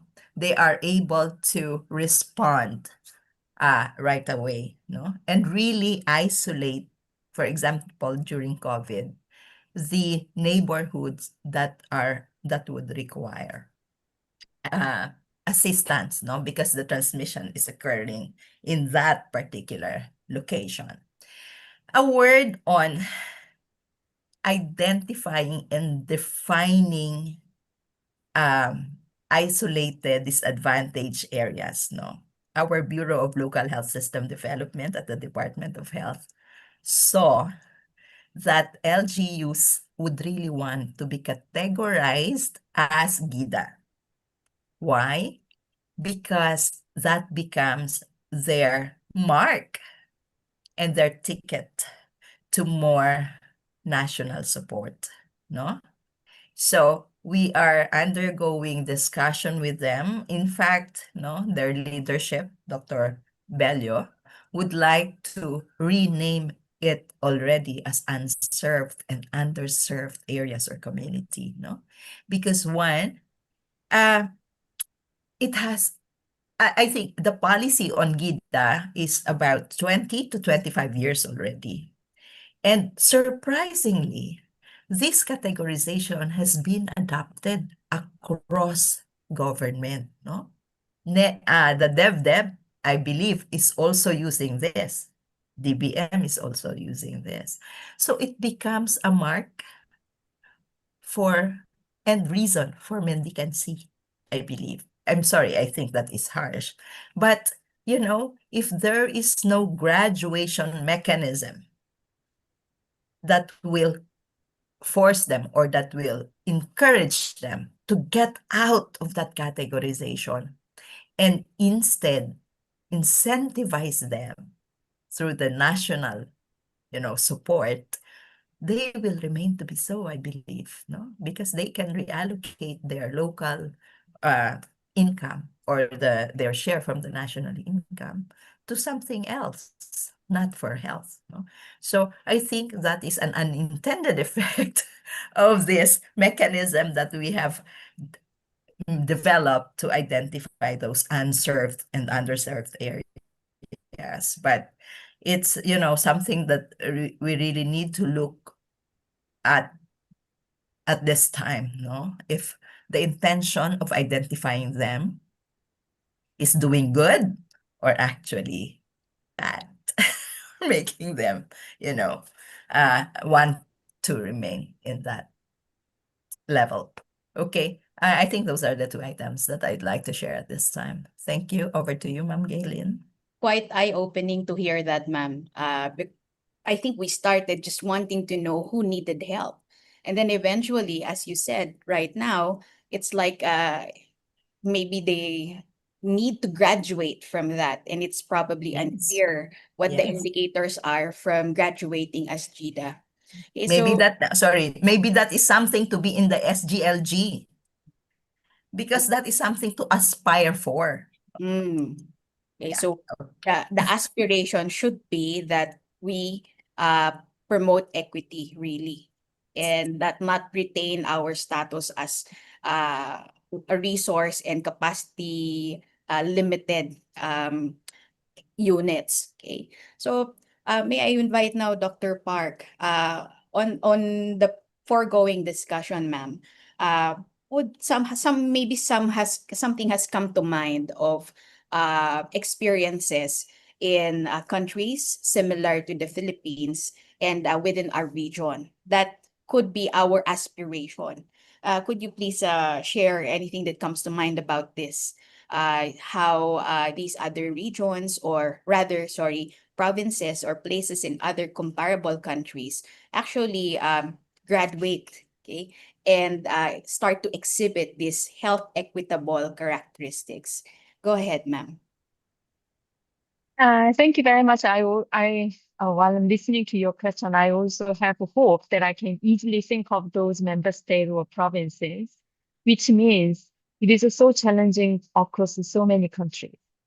So our regional office recently organized one workshop to train not only health and also statistics, sector of the government to use the data to really do equity analysis. Because our starting point is whether you have clear understanding about your population.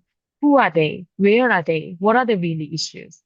So which means it indicates many countries in this region are still struggling even that identifying that part. This is also relevant to GDA. So I think at the moment, most of the countries are learning from each other because this journey addressing equity and social determinants of health are so challenging because of the nature of the work. As I mentioned earlier, if it is only health sector alone intervention, let's use the example of the communicable diseases. Then you are looking at only disease-specific intervention, which is solely under the EOH. However, when it comes to the economic status or geographical location and their overall socioeconomic status, it is beyond the health sector. And that's why, because of this nature, it is so challenging in terms of making any immediate progress or tangible progress, which changes the number, reflected in health outcomes or any other indicators. So I just share the SDG indicators, the progress. This is measured by Philippine Statistics Authority in this country. And please, when you review this data, I would like to highlight, when you see the red and then like a blue, please interpret it carefully because now PSA methodology is measuring the progress against the target and also using the recent data. For instance, SDG 3.3 on the health is also regression, and environmental health is really showing this is one of the most important SDG which the government should invest. However, we need to again carefully interpret what it means, considering what is the target, because when you could not achieve the target, this is identified as red flag. So in this SDG monitoring, we are also trying to go deeper in terms of the disaggregated analysis to see. But this addressing equity and social determinant, because of these challenges and nature of the work, we could see many countries are still in their own journey.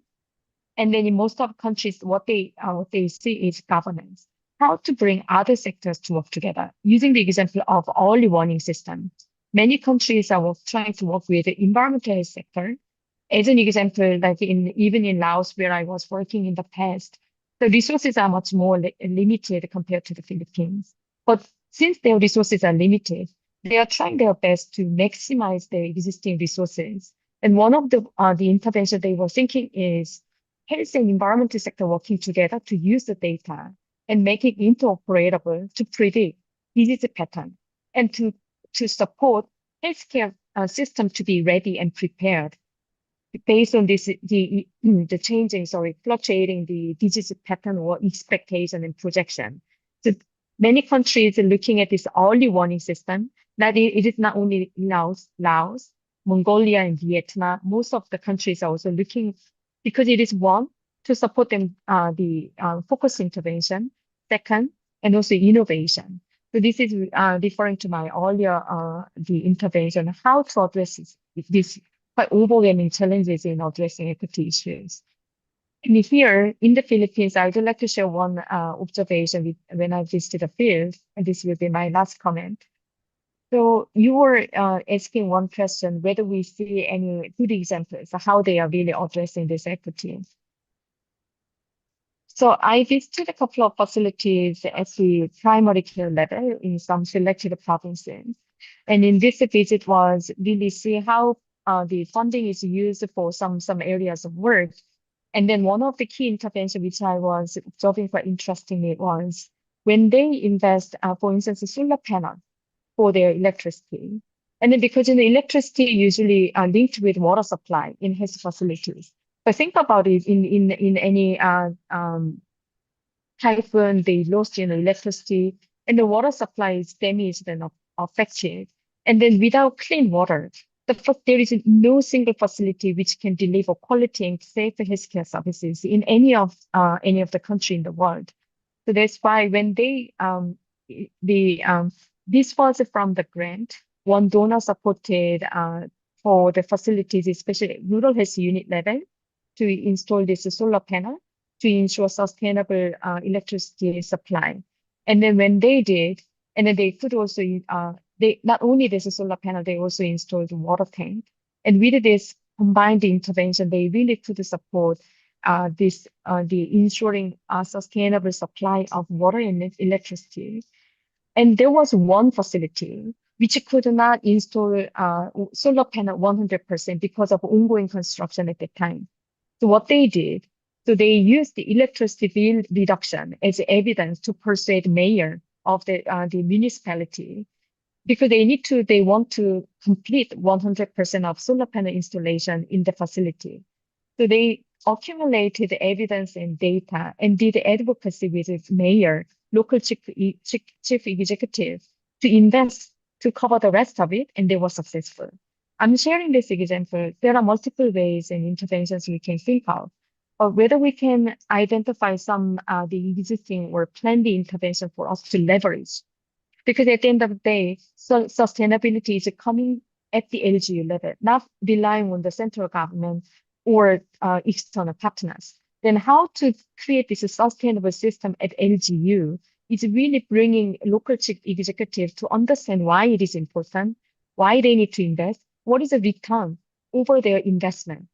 So I think the health sector should be very strategic to really having the kind of evidence and data, communicate, advocate strategically, and academia definitely has a strong role to really support this health sector to have important and critical data evidence in their hands to advocate and communicate strategically.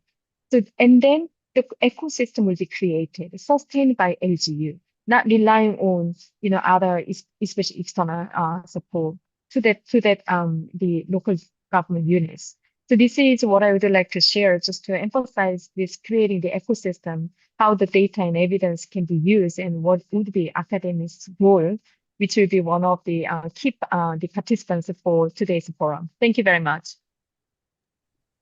Thank you, Dr. Park. It's very striking to me from your remarks that promoting equity, okay, we do our monitoring, but seeing it on the ground, it seems that we come to the idea also from what you said that there are, shall we say, champions for it on the ground. So the champions are the ones that are informed of what health equity is, and they are, shall we say, they're the movers also locally that help the LGUs and these different places that need to be helped along with health equity. So I think we cannot underscore enough the fact that there should be more champions of health equity. We do have, and I'm heading to my recap now. We appreciate from this session that we do have that, shall we say, environment where we have all these policies for health equity as presented by Dr. Gairo. And from all of our esteemed resource persons this morning, we have a sense that all of the monitoring is being done. And we know the questions to ask, and we know what we need to look for, okay?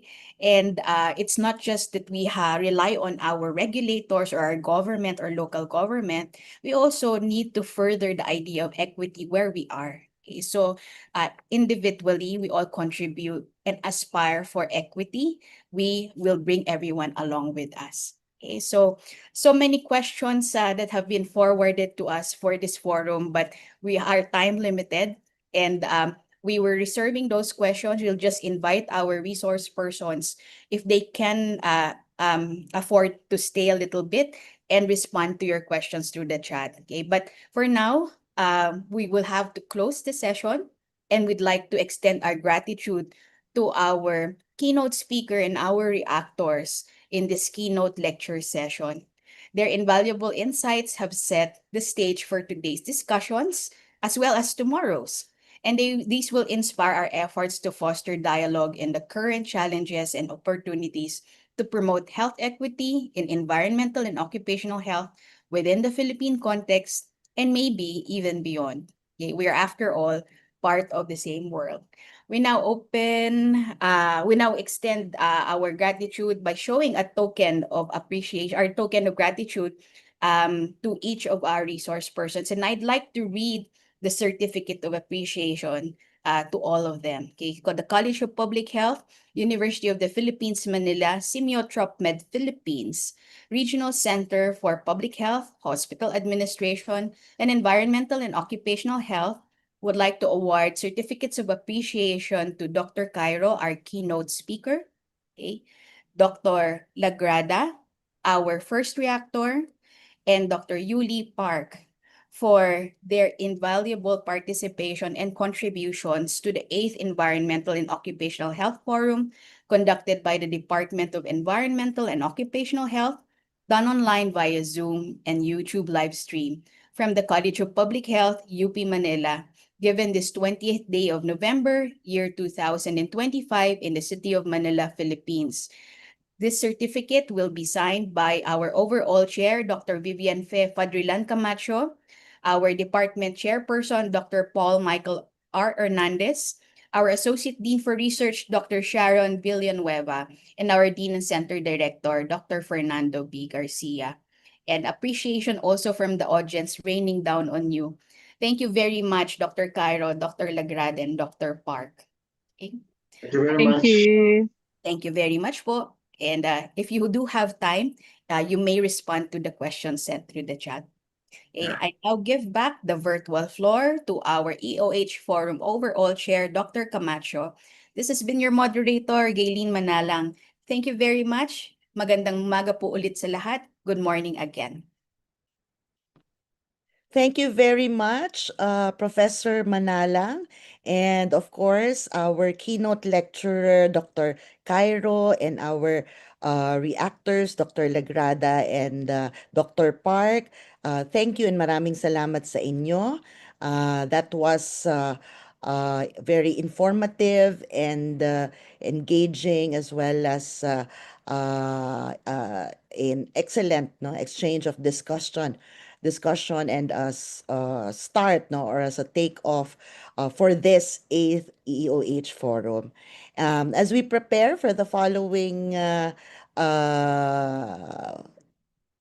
other parts of the program, we will take a brief wellness break to recharge and to stretch, hydrate, and relax.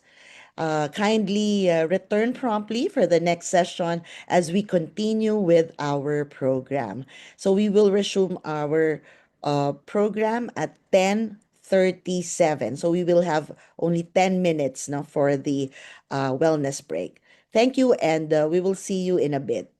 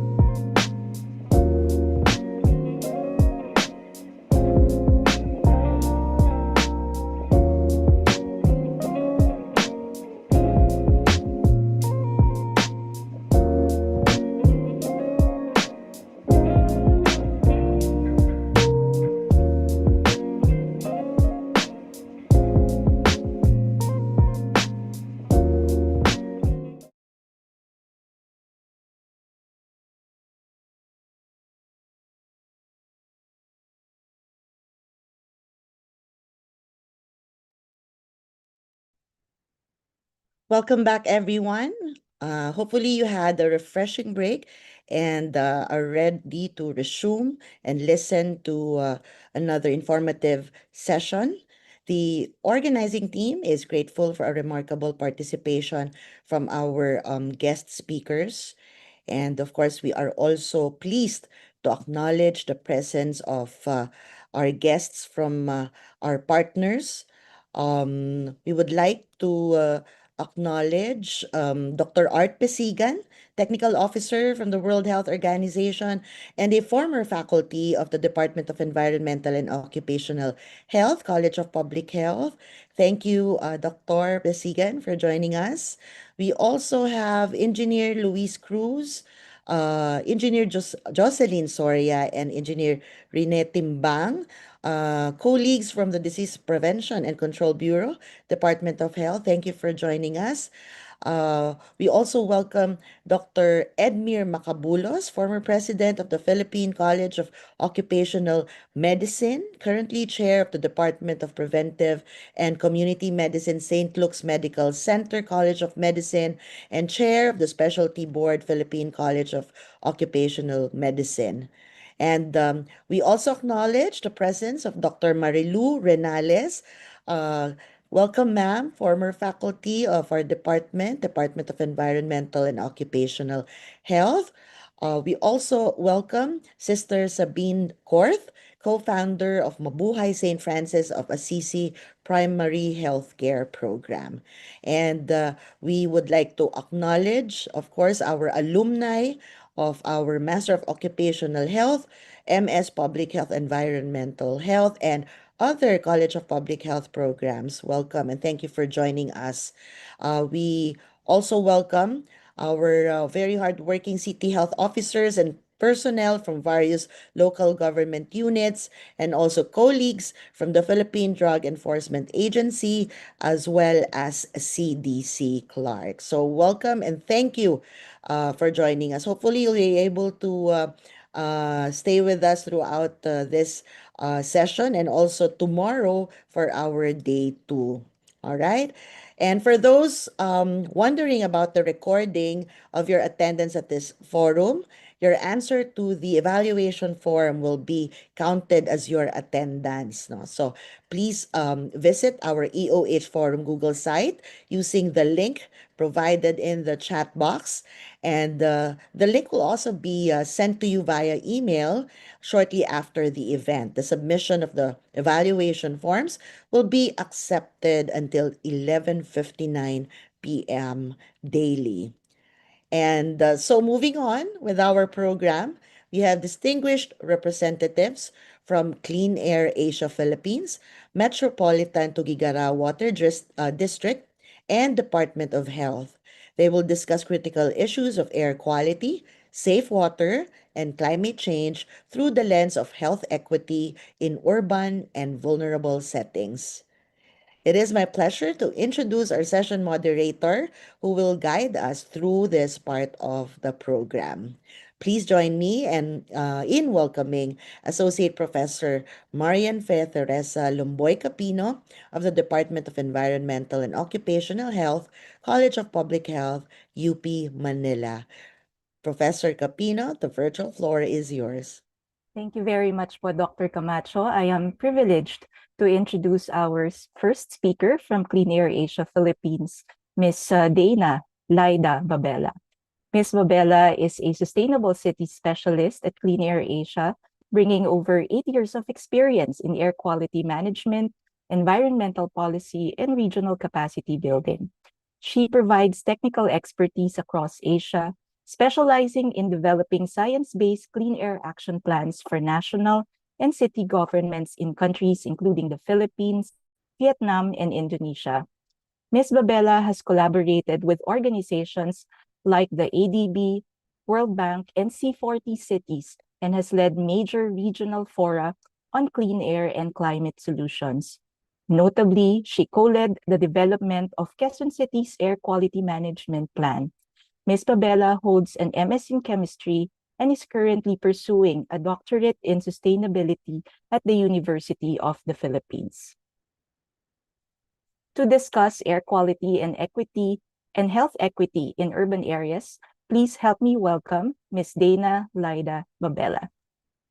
Thank Over you, to you, Prof. Ma'am Gloria. Dana. Thank you. So let me just quickly share my screen. Okay. So good morning, everyone. I'm Dana Babella. And before I start with my topic, I would like to provide a quick intro on our organization. So Cleaner Asia is an international NGO working to make Asia's cities healthier, more livable, and resilient. At the core, our work focuses on implementing solutions that reduce air pollution and its health impacts, while also helping mitigate the climate crisis. So what we do, we take a science-based approach, providing policy guidance and building capacity so that governments, cities, and communities, it got moved. Okay. Uh, Cities and communities can take meaningful action at scale. So we work across sectors like transport, energy, and urban development, making sure air quality is embedded in planning and decision making. And we also foster regional cooperation so that countries or cities can learn from one another and move faster together. And since 2008, we have been a part of the United Nations recognized partnership comprised of more than 250 organizations, and our headquarters are here in Manila, Philippines, with our offices in Beijing, China, Delhi, Jakarta, India, and Jakarta in Indonesia. And across the region, we continue to support cities and national governments in advancing cleaner solutions that are equitable, science-driven, and built to last. So when we talk about air pollution and climate change, there are really two sides of the same coin. They come from the same places. The way we produce energy, how we move our cities, and how our industries operate. Take something as common as burning fuel. In that single act, we release carbon dioxide and methane, which heat the planet. And pollutants like particulate matter and nitrogen oxides, which directly affect the air we breathe. So the same smokestack, the same exhaust pipe, the same generator can shape both our climate and our health. And the health impacts are not abstract. These pollutants can enter deep into our lungs and bloodstream, and they can trigger asthma attacks in children, worsen heart and lung diseases in adults, and increase risks of stroke, respiratory infections, and even adverse pregnancy outcomes. And in many communities, the most vulnerable, children, older adults, and outdoor workers, feel these effects first and most intensely. And this is why reducing emissions offers a powerful opportunity. Every improvement we make in cleaner transport, more efficient industries, or renewable energy doesn't just slow climate change. It also creates immediate health benefits in the form of cleaner air, fewer illnesses, and healthier, more resilient communities. And addressing climate and air quality together means we don't just protect the planet's future, we also protect the people's health today. So just getting into why clean air is a fundamental right, we're going to look at a few statistics that has been reported in the 2025 State of Global Air, which was just released this year. So every day, without thinking about it, we take thousands of breaths. Each one fuels our bodies, it clears our minds, and keeps us moving. But the simple act of breathing, something so universal and deeply human, can also reveal powerful truths about the world we live in. And around the globe, millions of people breathe air that silently erodes their health. In 2023, exposure to polluted air was linked to 7.9 million deaths, which means that about 1 in every 8 deaths worldwide had air pollution as a contributing factor. And these aren't just numbers. They reflect parents, children, workers, and communities whose lives are shaped by the quality of air around them. Air pollution is now the second leading risk factor for early death after high blood pressure, and it quietly influences many chronic illnesses such as heart diseases, stroke, lung cancer, diabetes, 6 of the world's top 10 causes of death. The global numbers can feel overwhelming, but millions of lives are affected with the 7.9 million deaths each year. But behind these numbers is a deeper story, one that reveals who carries the heaviest burden. What becomes clear is this: air pollution does not touch all communities in the same way. Across the world, people in low and middle income countries breathe some of the most polluted air simply because of where they live, work, or how their cities are built. Of the 7.9 billion deaths linked to air pollution back in 2023, 9 out of the every 10 occurred in these countries. And this isn't just a statistic. It's a reflection of daily realities shaped by traffic congestion, industrial zones, limited green spaces, and fewer protections for vulnerable workers and neighborhoods. To understand the scale of this gap, we can consider one measure, the one in the middle, the age standardized death rate. So in high income regions, the rate linked to air pollution is about 16.7 deaths per 100,000 people. But in areas such as South Asia, that number rises to 195 per 100,000, more than 10 times higher. These are two regions, two different experiences, but of the same environmental challenge. Countries like India and China also illustrate this vividly, each recording more than 2 million air pollution-related deaths in 2023 alone.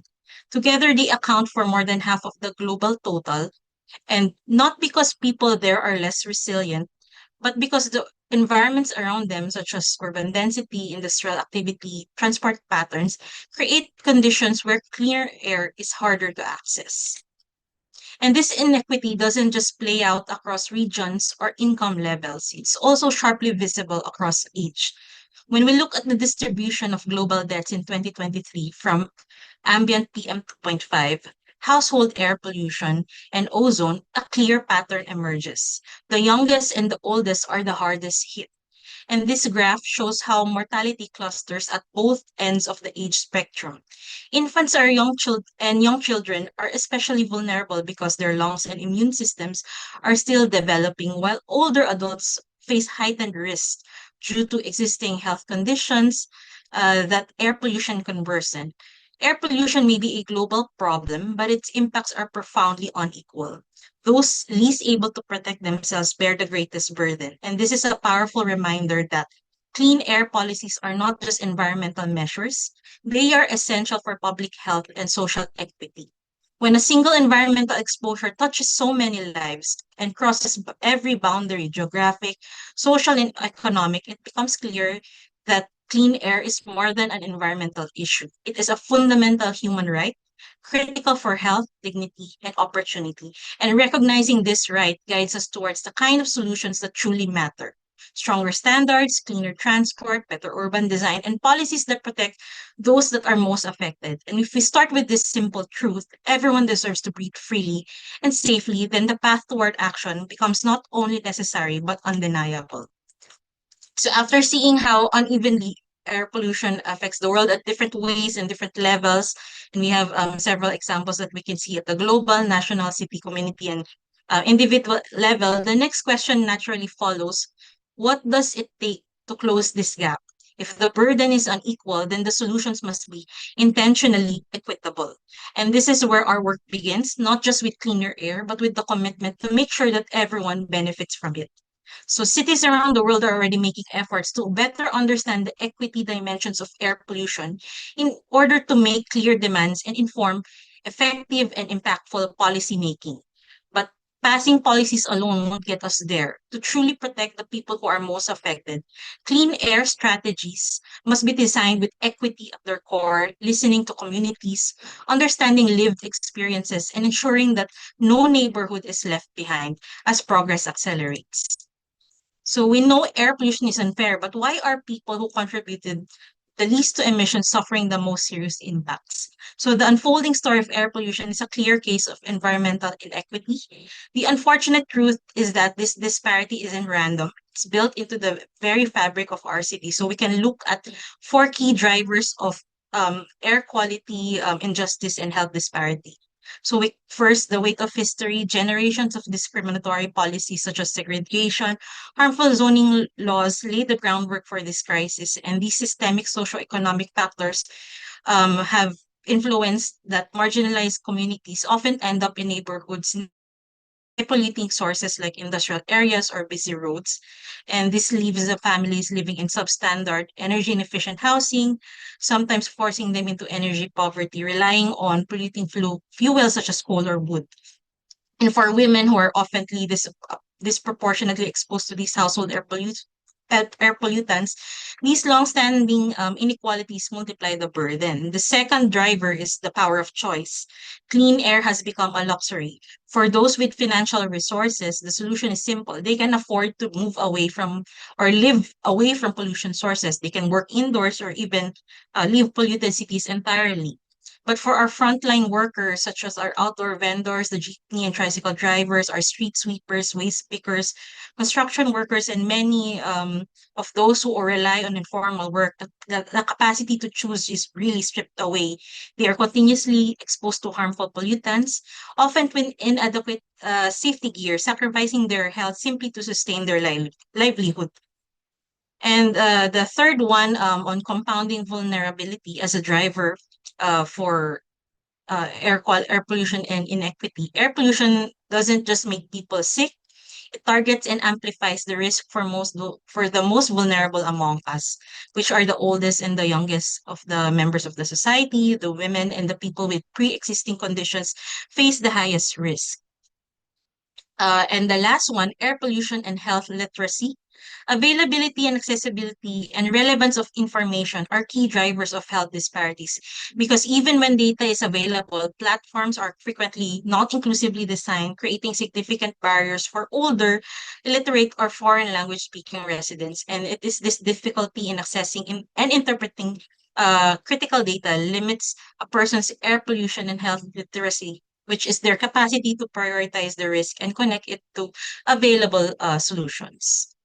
So when we see air pollution through the lens of these drivers, history, lack of choice, vulnerability, limited access to information, we realize that addressing air quality crisis is an act of social injustice. And we have the clean air to truly clean up these systemic inequalities.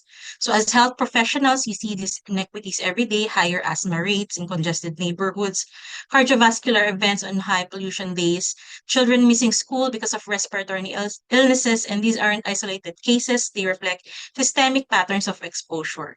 And around the world, cities are uniquely positioned to address these disparities. When clean air policies are designed with equity at the center, they deliver triple win, better health outcomes, climate benefits, and reduce health inequalities.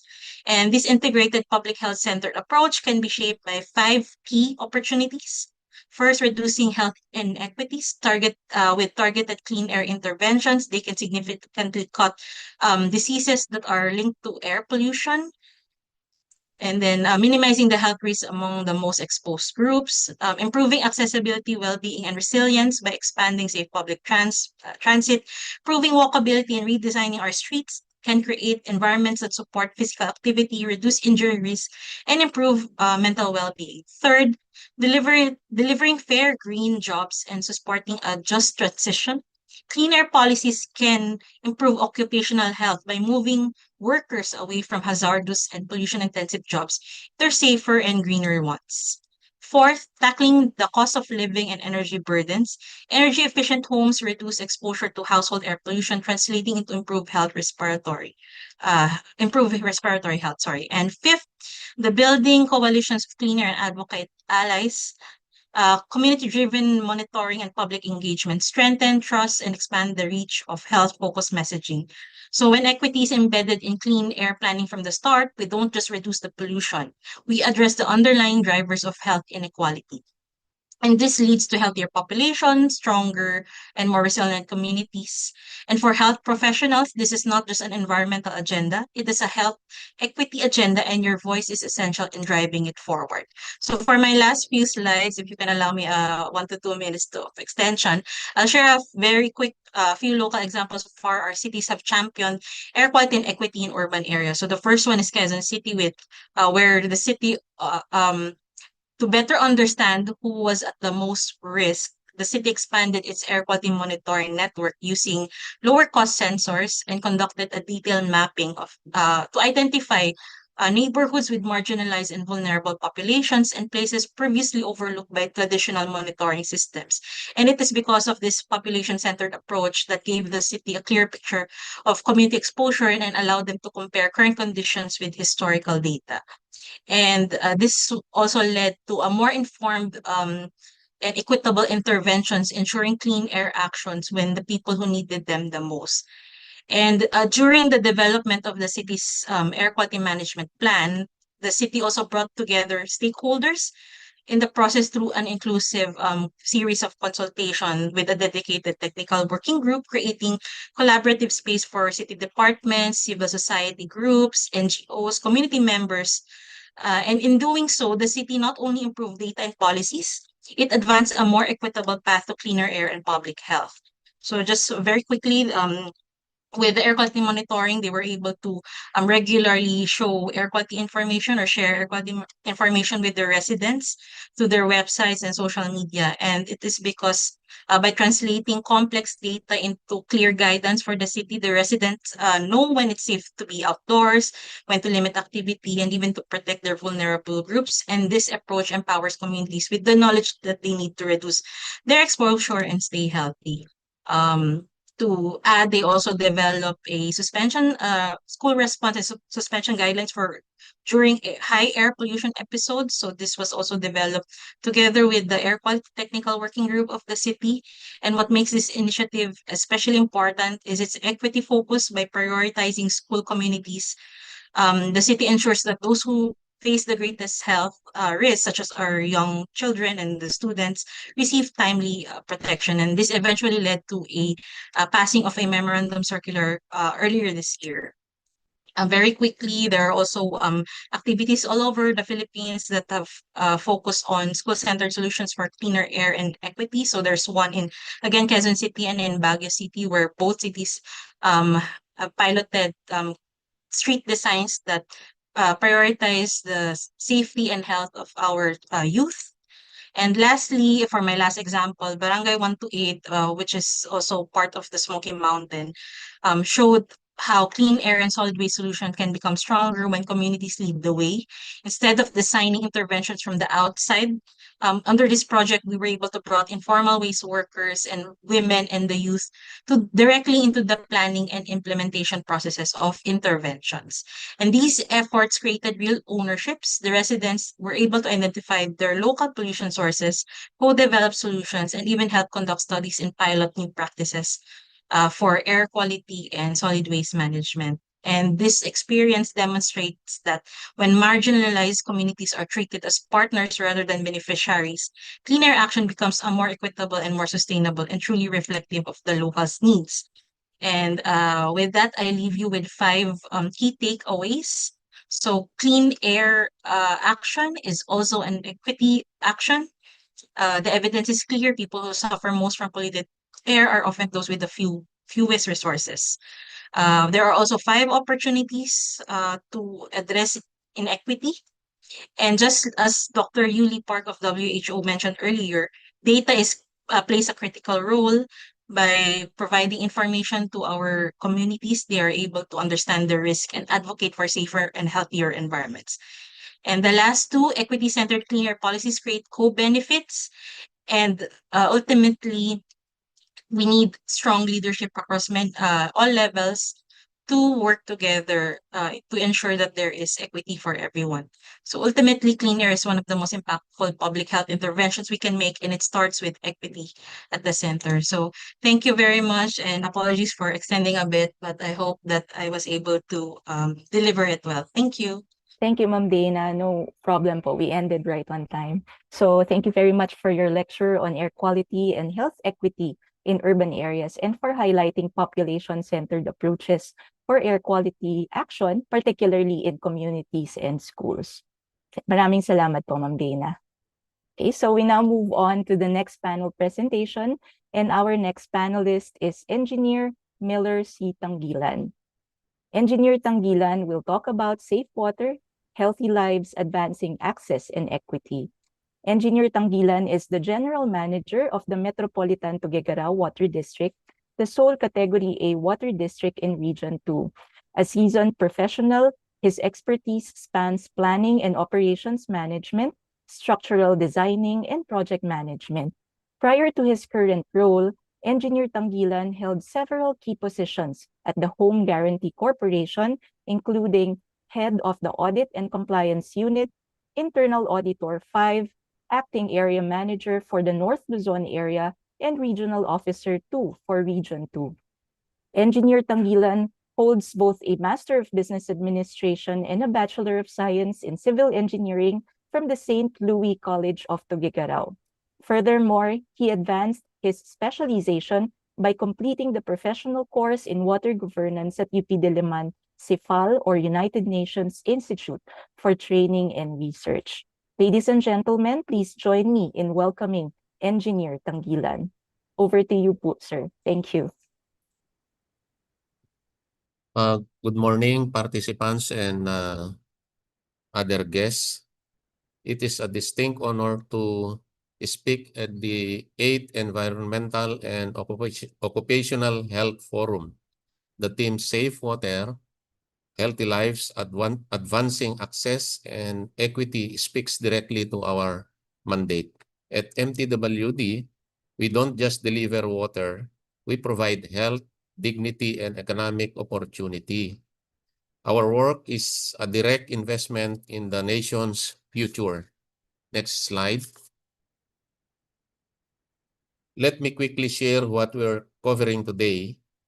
Number one, the persistent health risks associated with the unsafe drinking water, particularly for our most vulnerable sectors.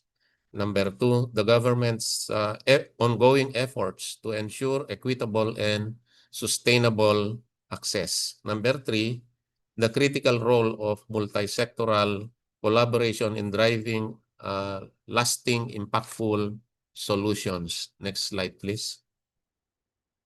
I will first highlight the critical national context and then present the MTWD model as a tangible local demonstration of how integrated water resource management can bridge the gap from policy to practice.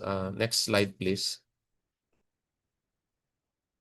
Let me briefly summarize the state of basic water access in the Philippines based on the three major data sources referenced in the Philippine Water Supply and Sanitation Master Plan. First, the NDHS or National Demographic and Health Survey reports 95% national access with 97.6% in urban areas and 93% in rural areas. This is grounded in household level information, including actual water sources, travel time, and treatment practices. Second, the JMP or the WHO UNICEF Joint Monitoring Program estimates 90.1% national access, broken down into 90.5% for urban and 85.82% for rural. JMP uses globally comparable SDG-aligned model estimates drawn from multiple datasets, making it our most internationally benchmark indicator. And lastly, the PSA reports 91% national access based on census data and detailed city and municipality level mapping, which also considers the use of bottled water. The figures differ because each source uses its own methodology, but when we look at them together, they give us consistent and credible picture of the country's basic water access situation. Next slide, please. According to the World Bank press release on December 7, 2023, as of 2022, only 48% of the Philippine population had access to safely managed or piped water services. When we say safely managed, it means the water comes from an improved source that's accessible within the household, available when needed, and free from fecal contamination and key chemical pollutants. Next slide, please. According to the Philippine Water Supply and Sanitation Master Plan, or PWSSMP, the country has only 12 water resources regions, fewer than its 17 administrative regions. This means some regions share water sources, complicating distribution. For example, Central Visayas holds just 2% of the nation's water but serves 7.4% of the population, while Southern Tagalog has 5.3% of water for 30.3% of the population. Water resources for Region 4, Region 4A, 4B, and NCR is highly urbanized and populous but has only 7,780 million cubic meters of water per year. Such disparities contribute to water scarcity and increased health risks. Next slide, please. This slide focuses on several level classification, a key step in the national roadmap to improve water supply. The roadmap aims to expand level 3 coverage, giving more households direct access to tap water or at home, critical for both urban and rural communities. By closing the gap in water accessibility, the roadmap not only meets immediate needs but also lays the foundation for sustainable long-term development. Next slide. Water is the heart of sustainable development goals. It's not just about drinking and sanitation. It drives health, education, equity, agriculture, industry, and climate action. The Food and Agriculture Organizations, or FAO, National Water Roadmap towards the 2030 SDGs highlights this. Think about education. Children, especially women, often miss school because they spend hours collecting water or fall sick from unsafe water. This roadmap reminds us that improving water management is not just a sector issue. It's central to achieving the 2030 SDGs. Next slide. Now that we have seen why water is essential and reviewed the current state of water access, let's turn to our first objective, the health risks from unsafe drinking water, especially for vulnerable groups. Unsafe water increases the risk of waterborne diseases and threatens overall health security, hitting vulnerable communities the hardest. Climate change makes this even more urgent, amplifying existing water safety challenges and the associated health risks. Adaptive solutions and proactive measures are therefore critical to protecting public health. The next slide. Unsafe water carries harmful pathogens and chemicals leading to diseases such as cholera and dysentery, as well as long-term health consequences as shown in the table. The World Health Organization climate resilient water safety plans ensures water stays safe and accessible even as climate change intensifies. Implementing these strategies protects public health and brings us closer to the 2030 Sustainable Development Goals. Next slide. Unsafe water possess multiple health risks affecting vulnerable communities the most. It can cause diarrhea diseases, parasitic infections, and bacterial illnesses like cholera and typhoid. It also contributes to malnutrition, and exposure to chemical contaminants can lead to long-term health problems. Unsafe water can even trigger outbreaks, impacting entire communities. This is why proactive water management and safety measures are so critical, not just to prevent disease, but to protect public health and support broader development goals. Next slide. For our second objective, we'll discuss government policies, programs, and initiatives that ensure equitable access to safe and sustainable water. Water equity means that everyone, no matter where they live or their circumstances, has reliable access to safe water. This is why governments around the world are implementing measures to ensure equitable distribution and access to water. This initiative aim to level the playing field, ensuring no one is left behind. Next slide. Equity in water. The human right to water and sanitation means providing services that are safe, affordable, acceptable, accessible, and available to all users without discrimination. Next slide. Water safety planning is more than ensuring safe water. It's a commitment to equity.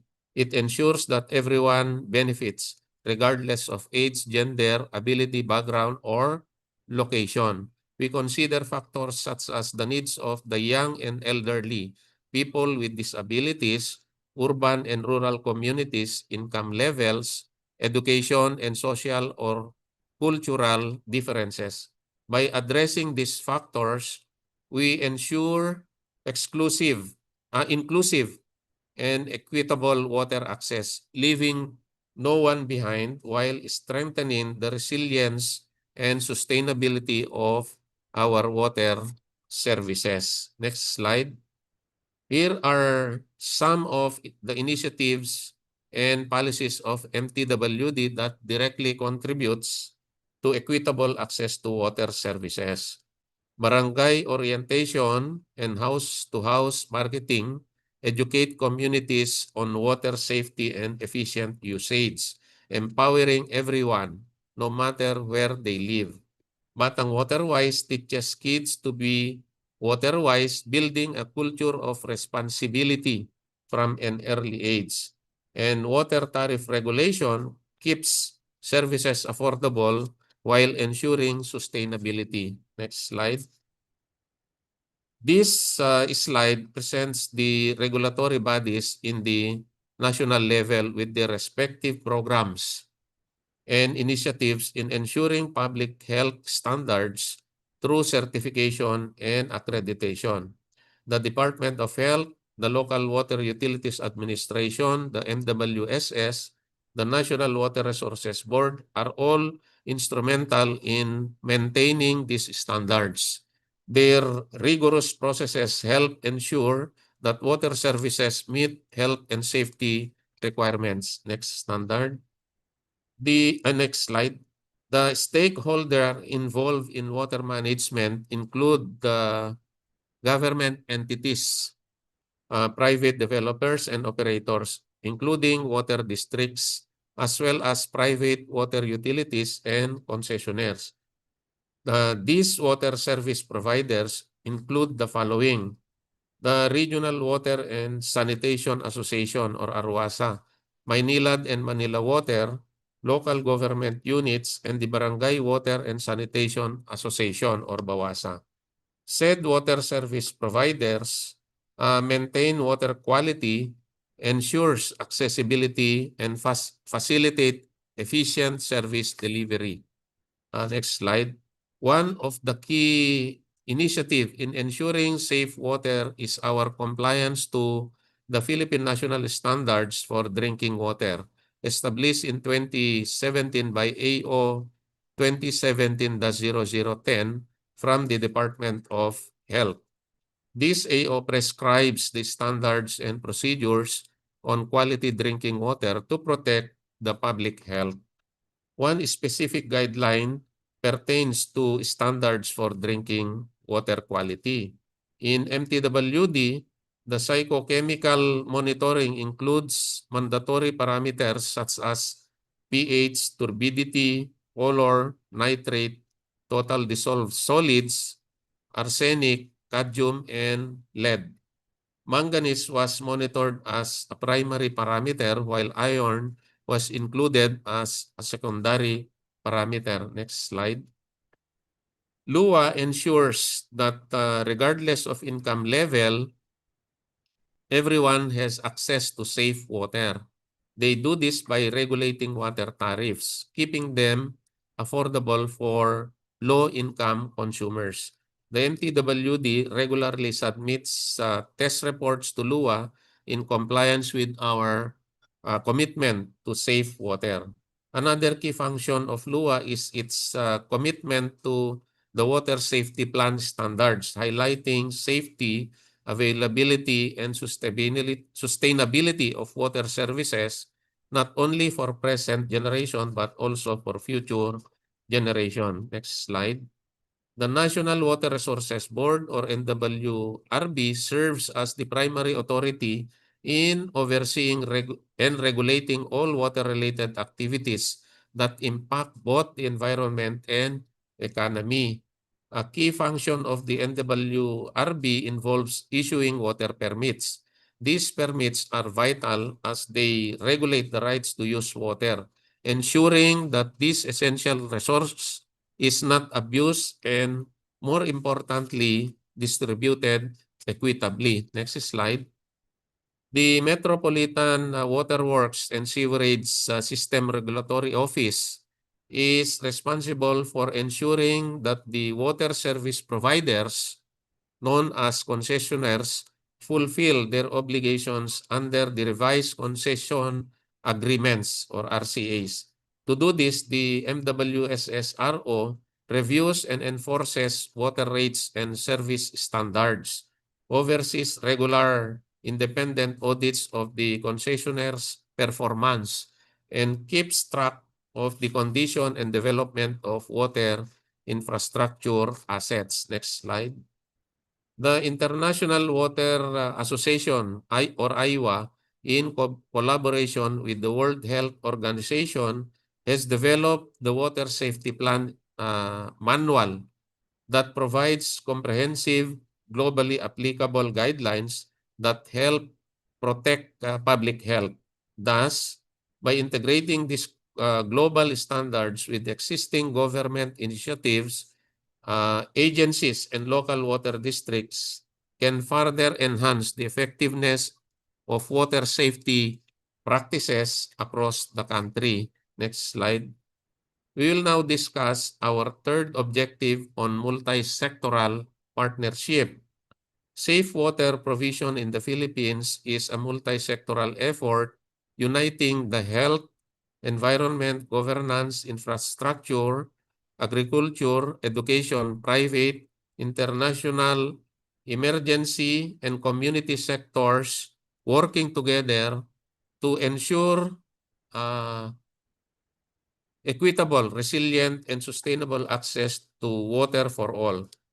MTWD also work with the following sectors on water safety: on environment with the DNR, on development partners with ADB, World Bank, on health with the DOH, City Health Office, and Municipal Health Office, on regulatory practices with LUA, on agriculture with NIA, on emergency response with the BFP, Red Cross, and water rationing, on infrastructure with the DILG, DPWH for pipe laying projects, on education and research with DOST and schools, and with local government units. Next slides. This slide presents the mission and vision of MTWD, highlighting its mandate to provide quality water services 24/7 at par with internationally recognized standards. Next slide. Access to safe water can also be verified through the number of water services connected with our pipelines. As illustrated in the graph, from less than 30,000 service connections in 2012 when I assumed office, it is now beyond 46,000 active connections. Hence, there is remarkable increase of more than 15,000 service connection that can be translated to roughly 80,000 population. Next slide. Additionally, to meet the increasing demand for water supply and due to the rapid expansion of service connections, the district has invested in a surface water treatment plant. Water extracted from the river will undergo a conventional water treatment, including coagulation, flocculation, sedimentation, filtration, and chlorination to ensure its compliance to the Philippine national standards for drinking water. Next slide. As water quality service provider, it is our responsibility to guarantee the potability of water. To fulfill this commitment, we established a laboratory for microbiological testing on August 1, 2009. This facility received its first accreditation on November 8, 2010. One significant achievement of the water laboratory is the continuous DOH accreditation granted most recently on October 27, 2025. Said accomplishment is vital because as it assures our community that the water they consume meets rigorous safety criteria. Our laboratory serves not only our own needs for water testing, but also for other water service providers in our province and nearby provinces, as well as other establishments required to have water testing. Next slide. In ensuring water safety, there are critical components that we consider. This includes disinfection, filtration, and water testing. First, filtration removes particles, including sediments and some bacteria, providing clearer and cleaner water. It's also an essential part of the treatment process. Then disinfection through chlorination is a process essential for eliminating harmful microorganisms that may be present in water, making it safe for consumption. It's a key step in preventing waterborne diseases. Finally, water testing. Regularly testing is crucial because it verifies the effectiveness of disinfection and filtration processes. It helps ensure that the water remains safe and meets health standards. According to PNSDW 2017, only laboratories accredited by the DOH are authorized to conduct drinking water quality examination for regulatory purposes. These are only some of the process that helps ensure safe water for all. Next slide. And before I conclude my session, this is our tagline in the Metropolitan Tuguegarao Water District. Sourcing water, shaping lives. Thank you and good morning. Maraming salamat po for sharing, Engineer Tanggilan. We appreciate MTWD's efforts in strengthening water management and ensuring full compliance with Philippine water quality standards. Thank you again, sir. So we move on to the final presentation for this morning. Our final panelist for this discussion represents the Department of Health, and I am honored to introduce Dr. Ronald P. Lau. Dr. Ronald Lau is the inaugural director of the Department of Health Climate Change Office, dedicated to integrating health into climate change processes and safeguarding the public from its impacts. He previously directed the Health Emergency Management Bureau, where he institutionalized disaster risk reduction in health systems and led the response of major emergencies, including the COVID-19 pandemic, natural disasters, and armed conflicts. Dr. Lau holds an MPH from the University of the Philippines, Manila College of Public Health and received prestigious international fellowships. He is a professor and researcher specializing in public health, health security, extreme weather events, and global environmental change, with affiliations at institutions like the UP College of Public Health and the University of Washington.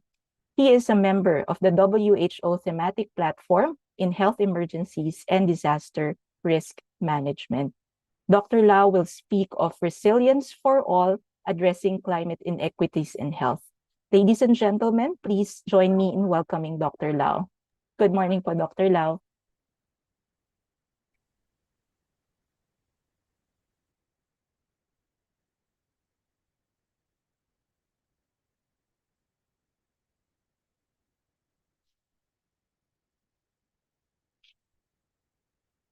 Good morning.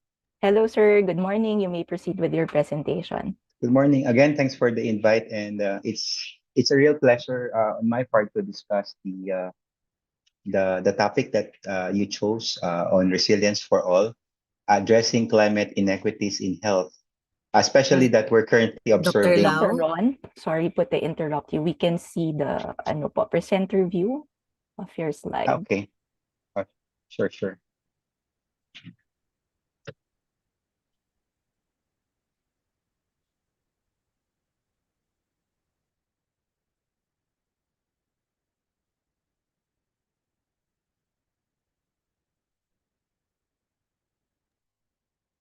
We can now see your slide presentation, Dr. Lau. Okay, Thank you thanks for po. confirming.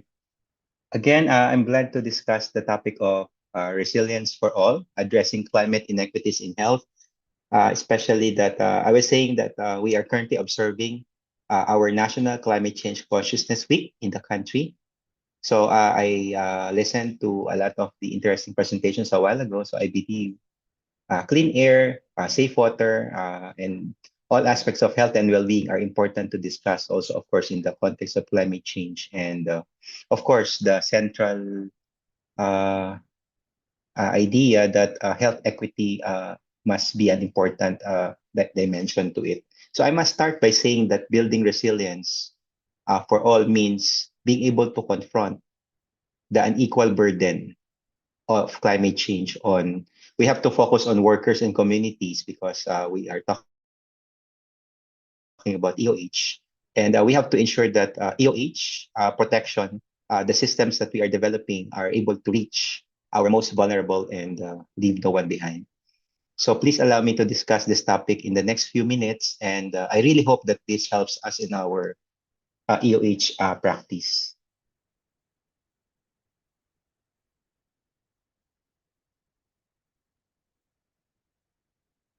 All right. I want to start by showing you this slide. We all know that climate change has a wide range of impacts on health and health systems. And I think this WHO diagram illustrates this idea so well. So I leave the rest of the details to you, but I want you to focus your attention on there's a long list of climate-related hazards that are being shown here. You can look at them one by one.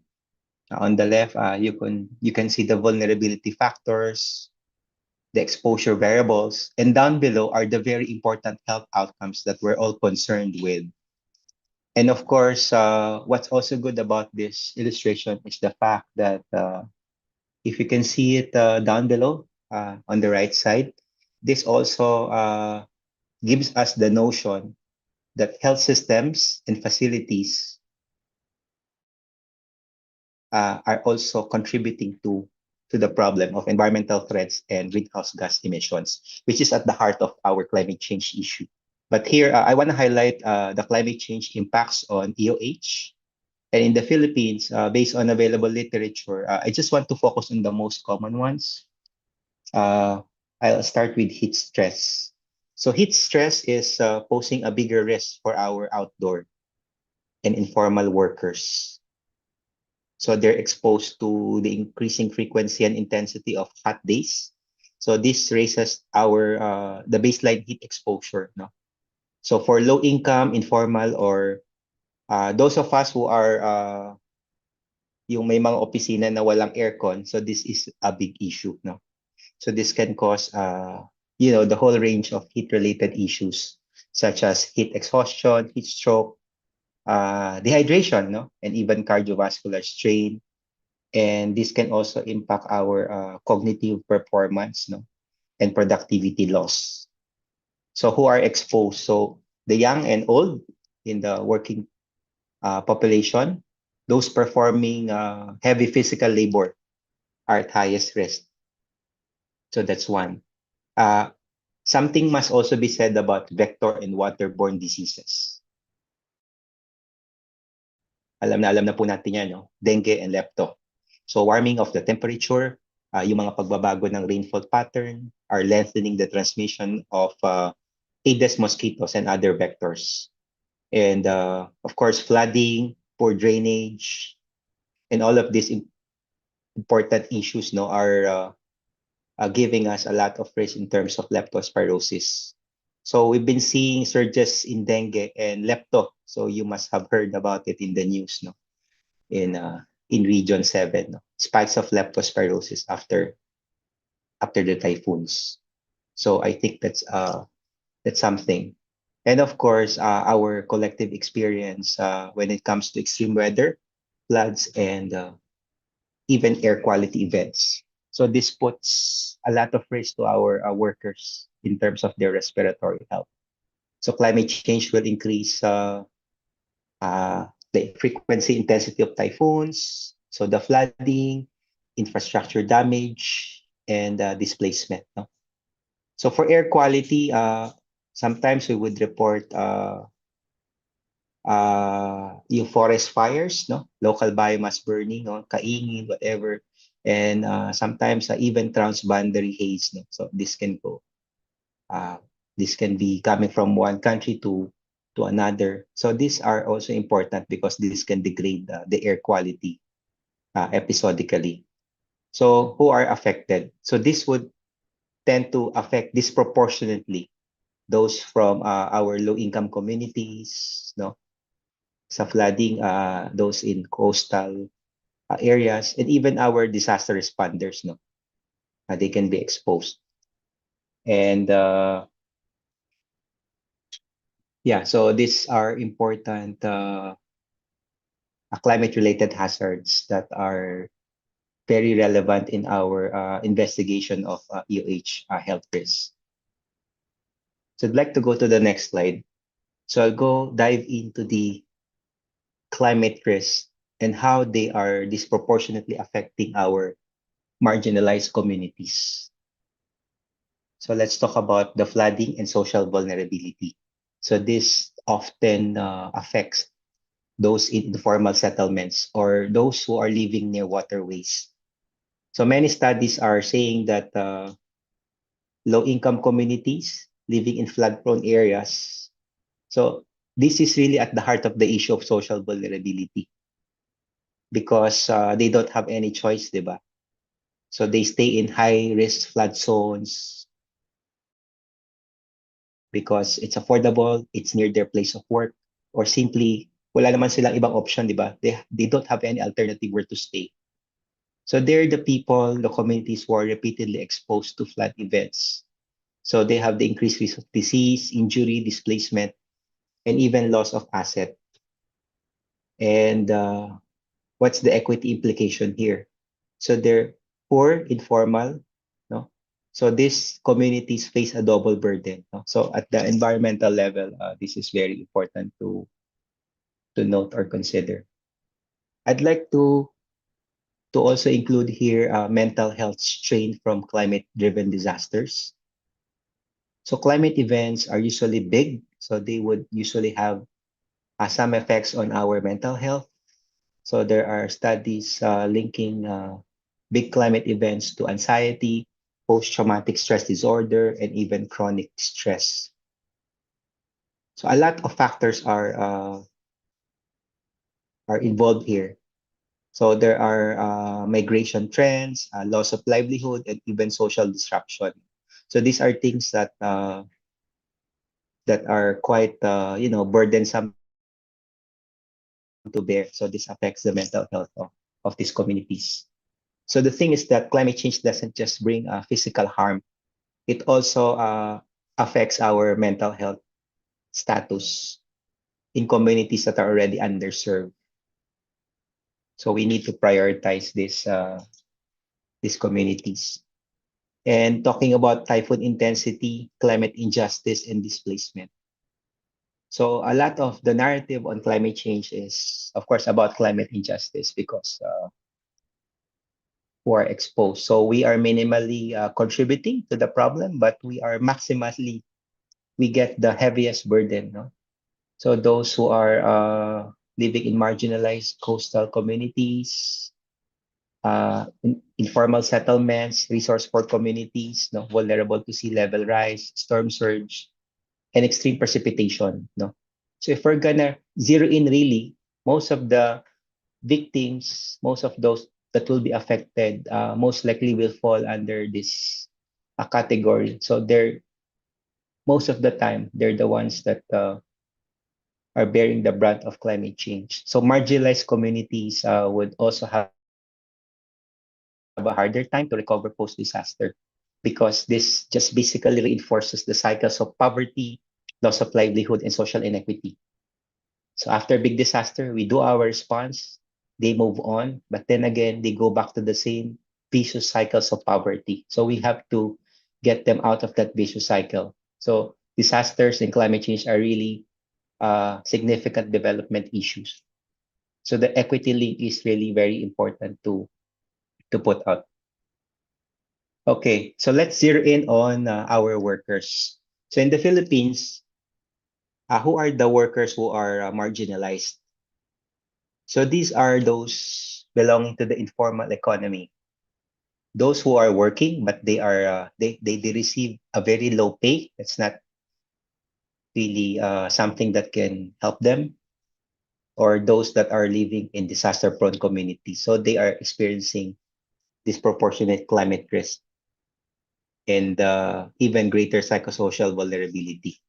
So let's start with informal platform and precarious workers. No, so delivery couriers and motorcycle drivers are exposed to climate hazards, but they have been so dependable, diba? But they have to be protected as well. So they're exposed to the elements, flooding, typhoons, extreme heat. So these workers would tend to spend long hours outdoors. They lack social protection in terms of insurance or even paid leave. And almost all of them would have unstable incomes. So they're really vulnerable to climate-driven disruptions. And many of these workers are a part of what we call the informal economy. So when we say this, they're often not covered by our safety nets. No, so this is a serious issue. So some research is saying that the research on socioeconomic inequities is also problematic. So much of the research is focused on Luzon, but we don't see a lot of these issues in the peripheries, in the other marginalized regions. So the point is that the poorest, the least secure workers, they absorb the brunt of climate exposure, but they don't have adequate labor protection or safety nets. We have to say something also about our health system workers, especially nurses and community health workers. They are usually overexposed but under-resourced. So this should be a critical aspect of any government program on climate resilience. Filipino nurses in one study reported that typhoons and floods disrupt important care, like cancer care, even causing delay of treatments. And conditions would usually force them to work under very stressful and resource-strained conditions. We're all familiar with this. However, these same nurses also express a deep sense of duty. So they would often put their patients first before themselves, leaving their safety and well-being at risk. And not only that, community health workers, barangay health workers, they are important frontliners during extreme weather. So they're important in pre-disaster preparedness and even in post-disaster recovery. Pero kamusta naman po sila? What are their issues? So some of them are saying, some of them would lack sufficient training. Some of them do not have the equipment, and they are really lobbying for institutional support to deal with the growing climate-driven health risk. So with the health workforce, we have to pay premium on how we pay them, how we compensate them, the benefits. So because they are disproportionately exposed and burdened by the climate change impacts.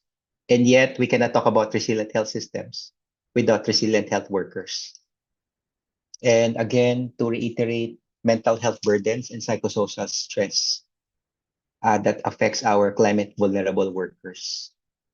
And so workers facing climate shocks, no, from low income, disaster exposed communities, so their mental health can take a toll because they may lose their loved ones, they may lose their livelihood, and this can worsen.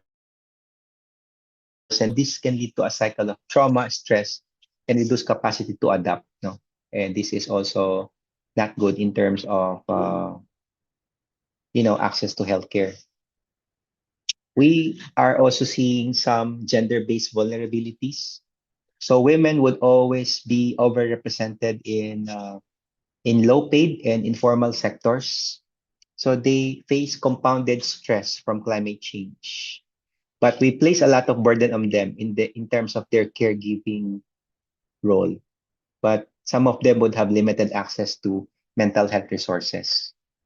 So this is important because, as I've said, it's not only the physical hazards, there's also mental health concerns, and this is very important.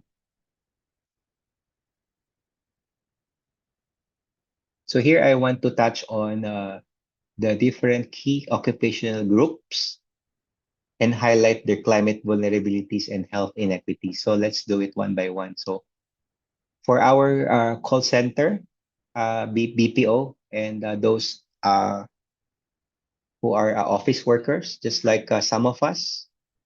So urban heat may raise our indoor thermal load. So when there are blackouts or if our air conditioning fails, so we can suffer from heat strain, and this can impact on our cognitive performance. So poor ventilation, indoor air quality, high temperature and humidity. So all of this can worsen our indoor air quality. And so this is also something that we need to look into. And of course, if we work long hours and we are facing psychosocial stress, so we have to note that for those of us who commute, so going to work, coming from work, going to the house, so commuting problems per se is really significant. And we can also lose some sleep, because of heat. Because if it's too hot, this can affect our ability to sleep. So this can impact on our productivity and increase rates of absenteeism. So we have to look into this as well. And some call center agents are contractual or they're doing the night shift. So all of these things can also, of course, may implications dito sa access nila sa sick leave, no? Some of them are not really paid when they do the breaks, and sometimes may problem din sila sa workplace health services and benefits, no? So we go to the low-pay factory workers, no? So those of us working in export processing zones or involved in light manufacturing, no? Mga semicon industry. So they also suffer from direct heat exposure and poor ventilation, no, on the factory floors, and limited ventilation. So this can increase the propensity for heat-related illnesses, and may link din to sa chemicals, no? So heat and humidity can increase the volatilization of chemicals and worsen, no? And this can be leading to respiratory and dermal hazards, no? Ergonomic and injury, no? Risk can also worsen with heat, no? Because heat can affect our concentration. So this can increase our rates of accident. No? By the way, I think some of the road injuries were reporting are, I think, also heat related. No, so we have to pay particular attention to that. We should not forget about our construction workers. So they have strenuous outdoor work, And of course, I think sila yung group talaga that really suffers most, no? High heat stress and yeah, stronger typhoons and heavy rains can increase their risk of falls, collapse, drowning, and even traumatic injury on sites. So we've been reporting electrocution-related deaths, but we hope that these are not work-related, no? So this is also important. And ano ba yung status ng karamihan ng construction workers? Most of them are informal. They are subcontracted.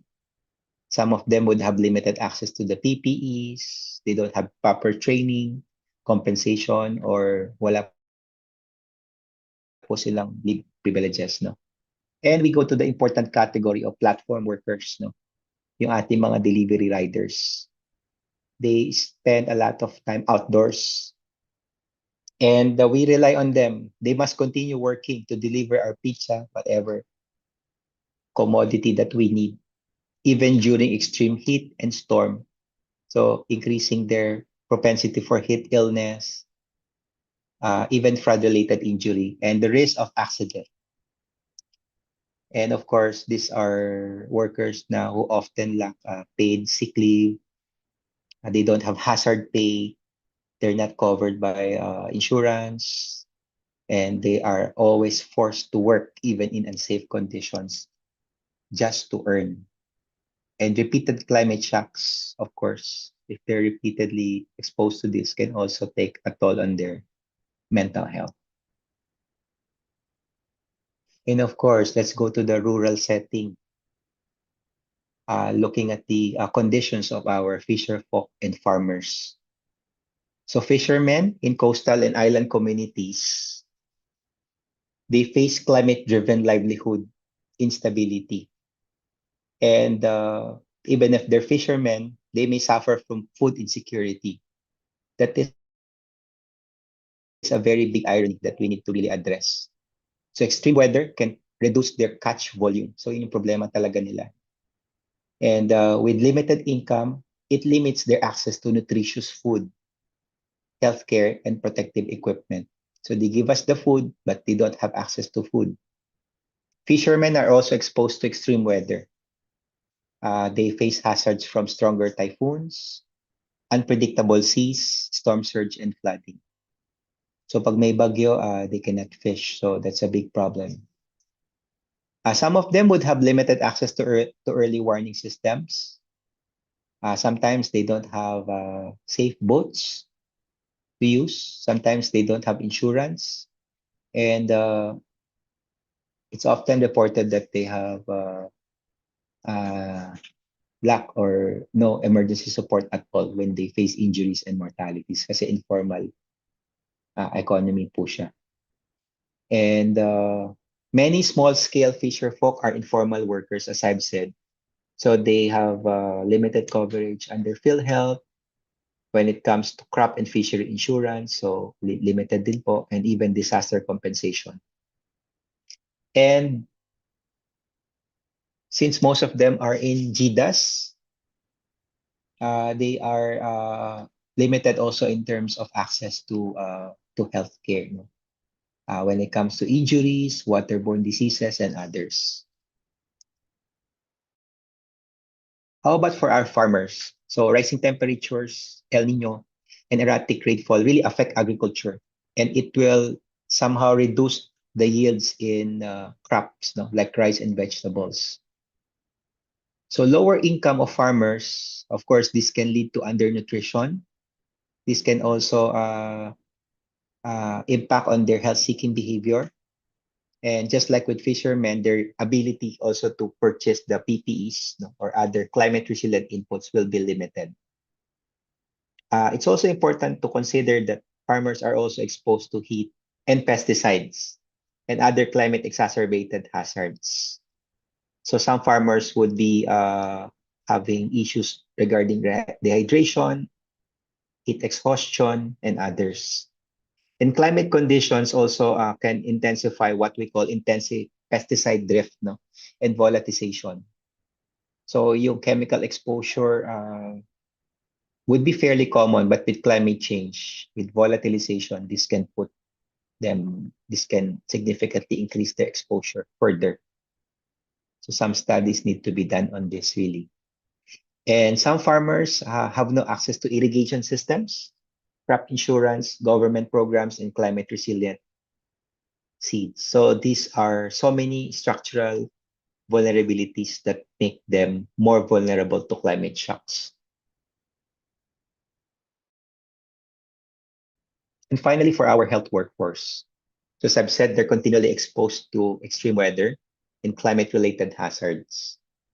They're always on the front lines during typhoons, floods, heat waves, disease outbreaks, and they often work in overstretched or even damaged facilities.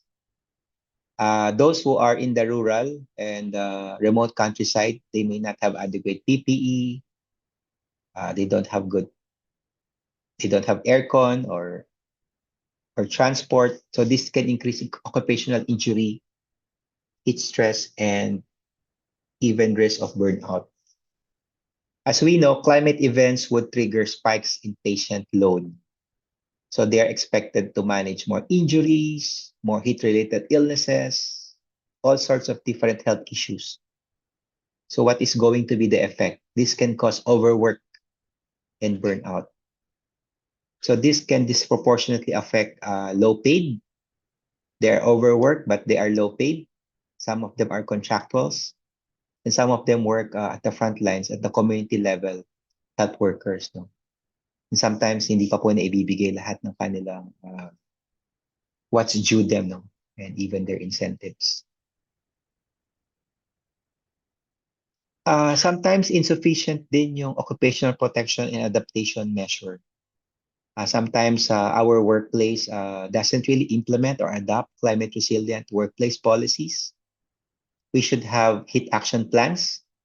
We should really be guided by disaster protocols. Or our health facilities must also be climate adaptive. So let's not put our health workers at risk by making them stay in unsafe health facilities. So the design is very important as well. So what's the health equity issue? So those who are working in formal or underfunded health facilities, the rural clinics, the barangay health station, they face higher exposure, unfortunately, with fewer protection. So again, this reinforces the inequity issue, no? So if you want to compare urban tertiary hospital and a rural one, so there's a big gap. So our health sector, of course, the DOH should take a proactive lead to make sure health workforce is well taken care of, especially in the midst of the climate crisis. Since we're talking about climate change, I want to highlight here the important concept of just transition. Just transition should ensure that when we make the shift to a low carbon economy, we should not increase, no? Dapat nare-reduce po natin. We should be able to reduce health hazards that are borne by our poorest workers. So fossil fuel dependent and climate exposed workers, no? So those working in mining operations, refinery industry, outdoor laborers, they would experience higher risk of respiratory disease, no? So when we phase out these harmful industries, there has to be protections, no? There has to be safety nets, no? So we want to invest in clean energy jobs, no? So we want green jobs, no? But we have to really improve their environmental condition as well, those who are marginalized. So this just transition should also allow us to reduce health burden. And I believe this is at the heart of health equity. So we need to ensure that vulnerable groups would have improvement in their health outcomes. And we should not add to the harms that they're facing just because of climate policies. So this is an important aspect of climate change negotiations.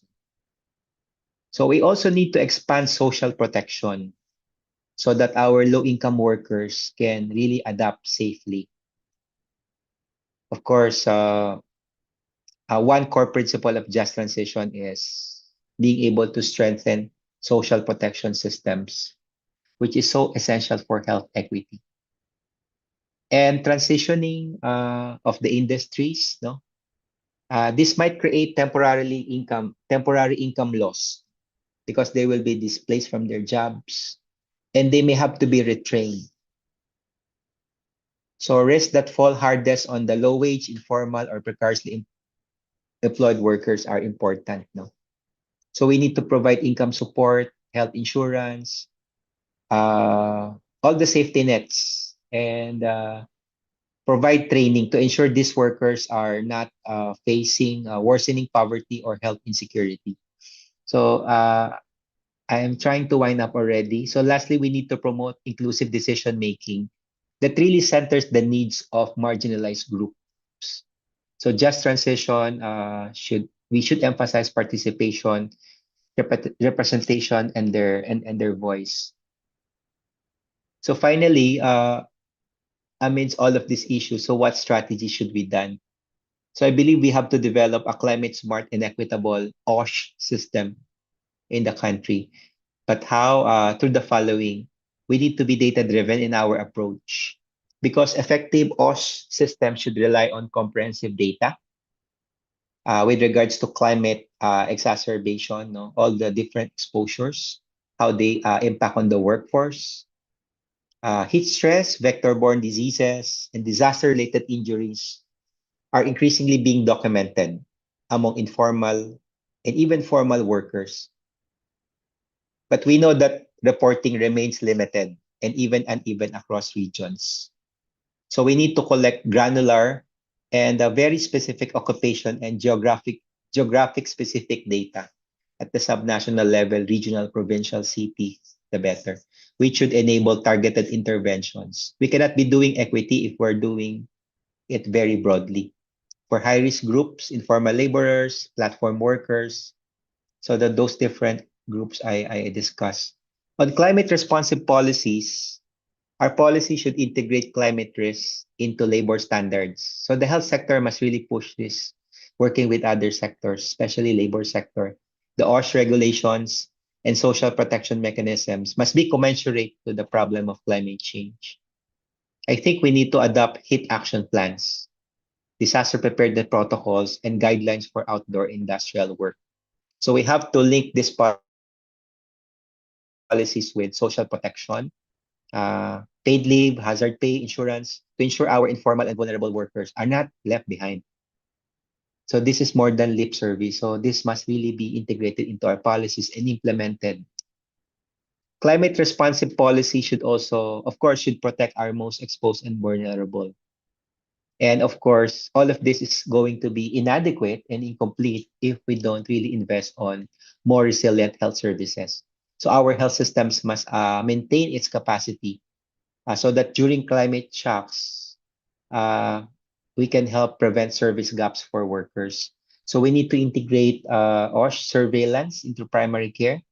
We need to equip our RHUs and hospitals so they're able to manage climate-related diseases. And we need to provide and invest on training our health personnel for these climate-sensitive diseases. So if we ensure access to climate-adaptive health services for all workers, including those in remote or informal sectors, we should be able to reduce the gaps or disparities in terms of treatment, morbidity, and mortality from all these climate-related hazards. So I think we need to combine data-driven approach, climate-responsive policies with social protection and resilient inclusive health services to be able to reduce occupational hazards while addressing health inequities among our vulnerable labor sectors. So my final slide, I want to impart this very important message that addressing climate inequities in health is not the responsibility of a few, of only one singular agency like the Department of Health or the DOLE. It demands that workers, communities, policymakers like us, people like you, students, health system people, and institutions are united so we can really protect the most vulnerable and build yeah, a more resilient future for all. Thank you for listening. Thank you very much po for your presentation, Dr. Lau, and for highlighting how climate risks disproportionately affect marginalized communities and sectors, as well as the strategies needed to mitigate these impacts. So we will have a brief open forum to accommodate some important questions raised by our forum participants. We will not be able to discuss all, but we will strive to have our speakers answer them offline after our forum. So we also thank Ma'am Dana and Dr. Cairo for responding to some of the questions posed via Zoom chat. Okay, so please let me read the questions for our speakers. And I'd like to invite Engineer Tanggilan to join us in the open forum. Okay, so let me read the first question for Ms. Babella. Ma'am, how can local governments, workplaces, and national agencies work together to ensure that clean air initiatives benefit all communities equitably and they do not widen existing health disparities? Thank you, Prof. Marian. So I think for this question, I can think of a few quick answers. So number one, I think I've also answered this to a similar question earlier. For local governments, workplaces, and national agencies, and really different stakeholders can collaborate through formal coordination mechanisms such as task force or technical working groups to ensure clean air initiatives are participatory and inclusive. So usually in this process, it can also be to ensure the representation of people who are directly affected by air pollution, and also the strategies or interventions that is being planned to be to address these issues. So that could include, interventions like the transport policies, emission controls, green spaces. With this, they can be designed to equitably benefit all communities and avoid widening the health disparities. And aside from this, cleaner initiatives should also be evidence based. So data and information such as air quality monitoring data, emissions data, and even health data, among others, like I think socioeconomic and demographic factors should be studied and considered. And accompanying this, there should also be comprehensive consultation with wider stakeholder, including communities and other stakeholders po.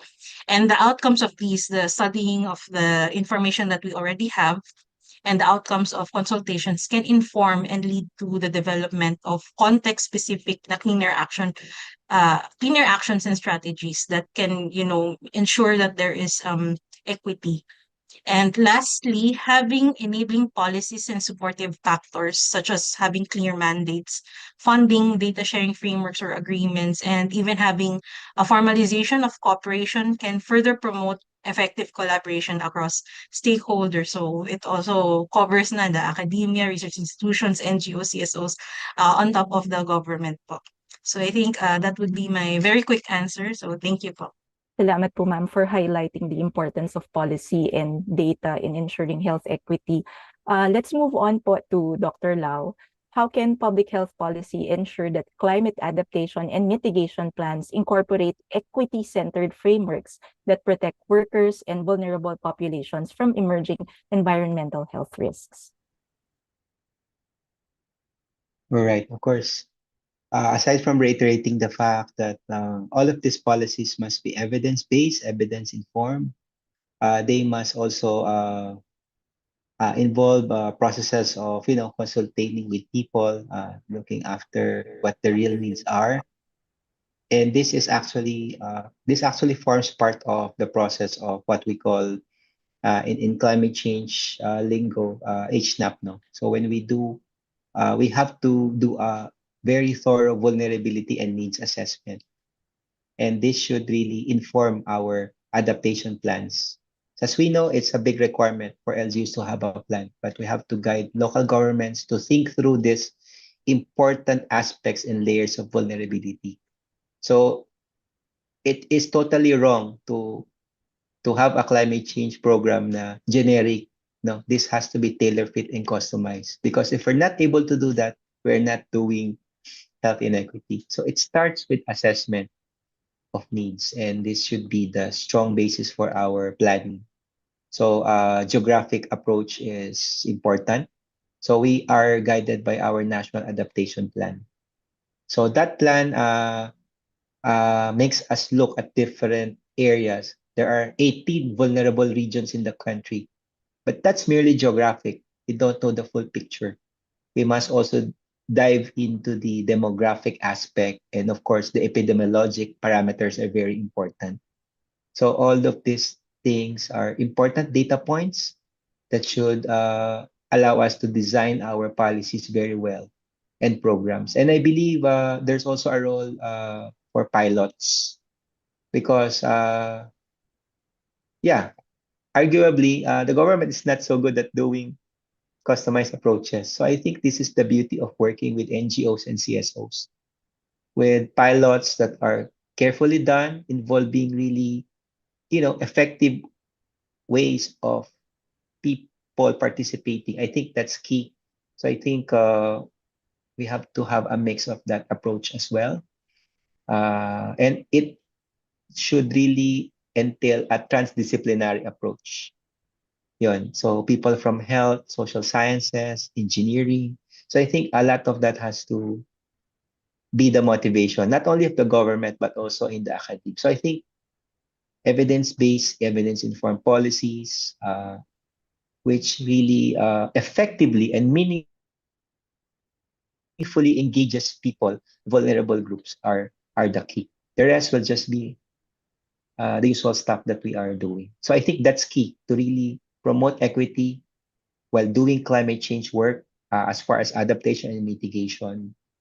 I think yun. And we have to create more platforms to make that happen because that's not usually the design of government, even academic institutions like UP, diba? We tend to really work in silos. So I think we need to break down silos, really force ourselves to work together once and for all to really make a dent, no, in terms of the lives and well-being of our vulnerable and most disadvantaged people, especially our workers. Thank you.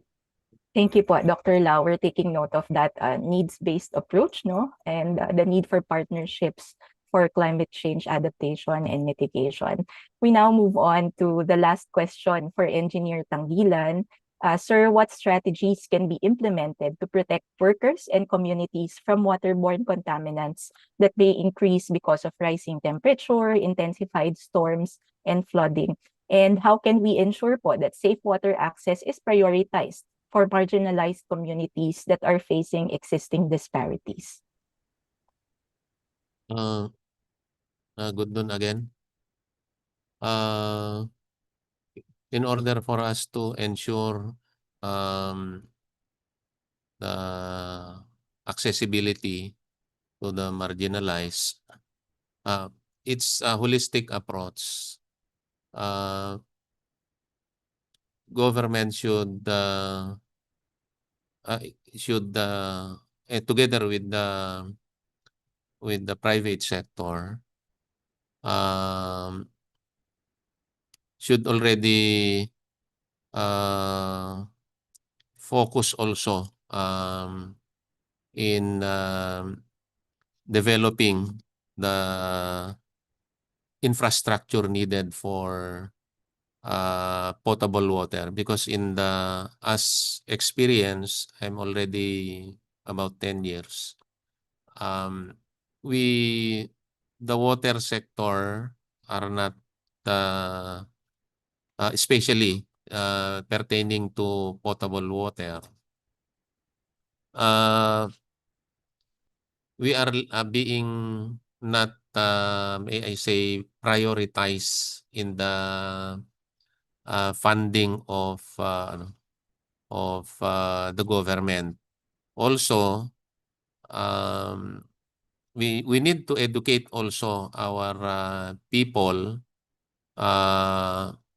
to connect with potable or safe or level 3 water system. It's really provided by water districts in the rural areas, because water districts are mandated to address the accessibility of water in the rural areas, while the MWSS is mandated to address the water needs or demand of water in in Metro Manila. Outside Metro Manila, it's the water district that is being mandated by the government under the Presidential Decree 198.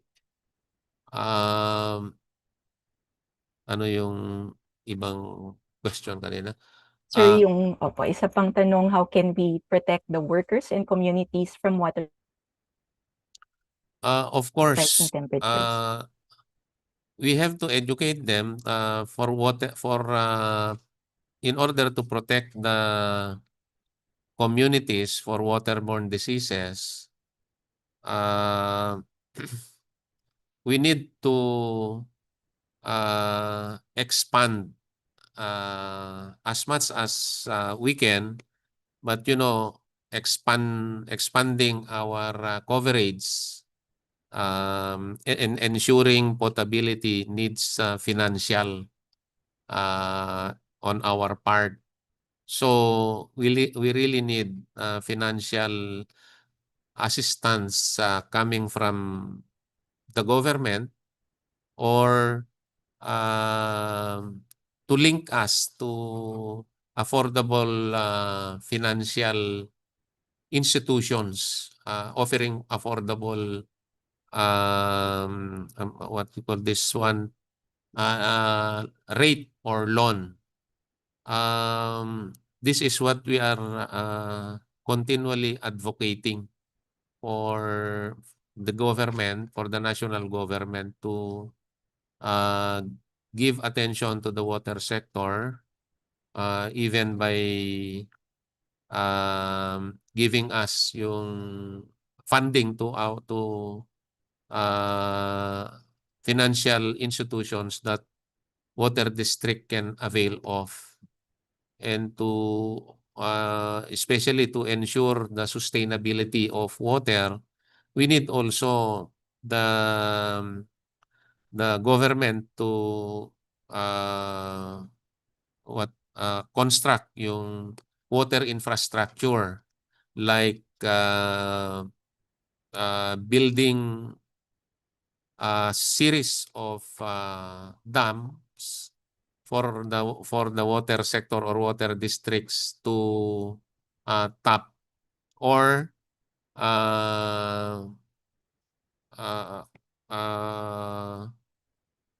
building of what do you call this one, water treatment plant that supplies bulk water. So those are it is a holistic approach. So to protect the vulnerables, we need to really to do all of these things, and also more importantly is educating them, because as of now we have a fragmented what do you call this approach. There are so many government agencies and implementing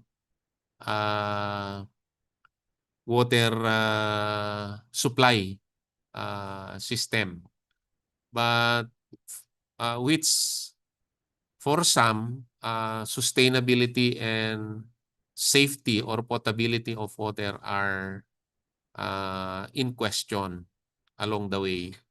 But for the water districts, we are ensuring safety of our water supply. So we see in the rural areas that there are water providers that does not make this safety as a priority. As long as there is available water, they can just supply water, but leaving the safety aspect of the water, especially purification unattended. So, in order to protect, it should there should be enforcement. We should, on the part of the LGUs or the Department of Health, there should be a close or strict enforcement of the water-related safety regulations. That's what we are experiencing as of now. Because even though we have sufficient or constructed water system, level 3 water system, but still we cannot stop people from sourcing their water and constructing their own shallow wells. So that's the real and the real scenario in the rural areas. And to bring down the cost of these services, because it's the services that the people will pay. The water is free, but to make it safe and to bring it to their home or their respective houses, we need the services of like for us water districts. So it is the how we will bring it to their home, to their houses, and how to ensure the safety and to provide what stable and sustainable supply as well as the pressure that they need. So all of those will entail really financial from the government in order to bring it down, so the cost, and to make it affordable. So we really need the holistic approach from not only from the water district but from the entire government, including the private also sector. Yes, Thank you. sir. Maraming salamat po and thank you for emphasizing the importance of developing our water supply infrastructure, yung funding po, and also the strict enforcement of regulations, no, at the community level. Thank you again, Ma'am Dana, Doc Ron, and Engineer Miller, no, for answering the questions of our participants. And this concludes our Q&A session. We extend our heartfelt gratitude to our esteemed speakers for sharing their invaluable expertise in this panel discussion. So their insights have enriched today's discussions on the significance of community-driven solutions in fostering climate resilience and health equity. Okay, so as a token of our gratitude, we are honored to present each of our speakers with a certificate of appreciation. Allow me to read the citation. College of Public Health, University of the Philippines, Manila, Simiotromed Philippines Regional Center for Public Health, Hospital Administration, Environmental and Occupational Health awards this certificate to our speakers for their invaluable contributions as resource speakers during the 8th Environmental and Occupational Health Forum conducted by EOH, done online via Zoom meeting and YouTube live stream from the College of Public Health, University of the Philippines, Manila on 20 November 2025, given this 20th day of November in the year 2025 in the city of Manila, Philippines. Signed, Dr. Vivian Fadrilan Camacho, overall chair of the 8th EOH Forum, Dr. Paul Michael R. Hernandez, department chair, Dr. Sharon Villanueva, associate dean for research, and Dr. Fernando B. Garcia Jr., Dean and Center Director of the College of Public Health. We award these certificates of appreciation to our speakers, Ma'am Dana Laida Babela, Engineer Miller C. Tanggilan, and Dr. Ronald Pilao. Maraming salamat po sa inyong lahat. Okay, so I now return the virtual floor to Dr. Camacho. This has been your moderator, Marian Lomboy Capino. Over to you po, Dr. Thank you very much. Maraming salamat, Professor Capino. Our session speakers, Ms. Babela, Engineer Tanggilan, and Dr. Lau for the enlightening discussion on health equity in relation to air quality, safe water, and climate change. I would like to acknowledge our faculty, students, and staff from the various colleges and the rest of the UP Manila community joining us today. As we come to the end of the program for day one, I would like to thank everyone for your enthusiastic participation and thoughtful contributions throughout today's sessions. I saw our participants' comments, recommendations in the chat box, and your active engagement, insightful questions, and willingness to share your perspectives have played a role in making this event successful.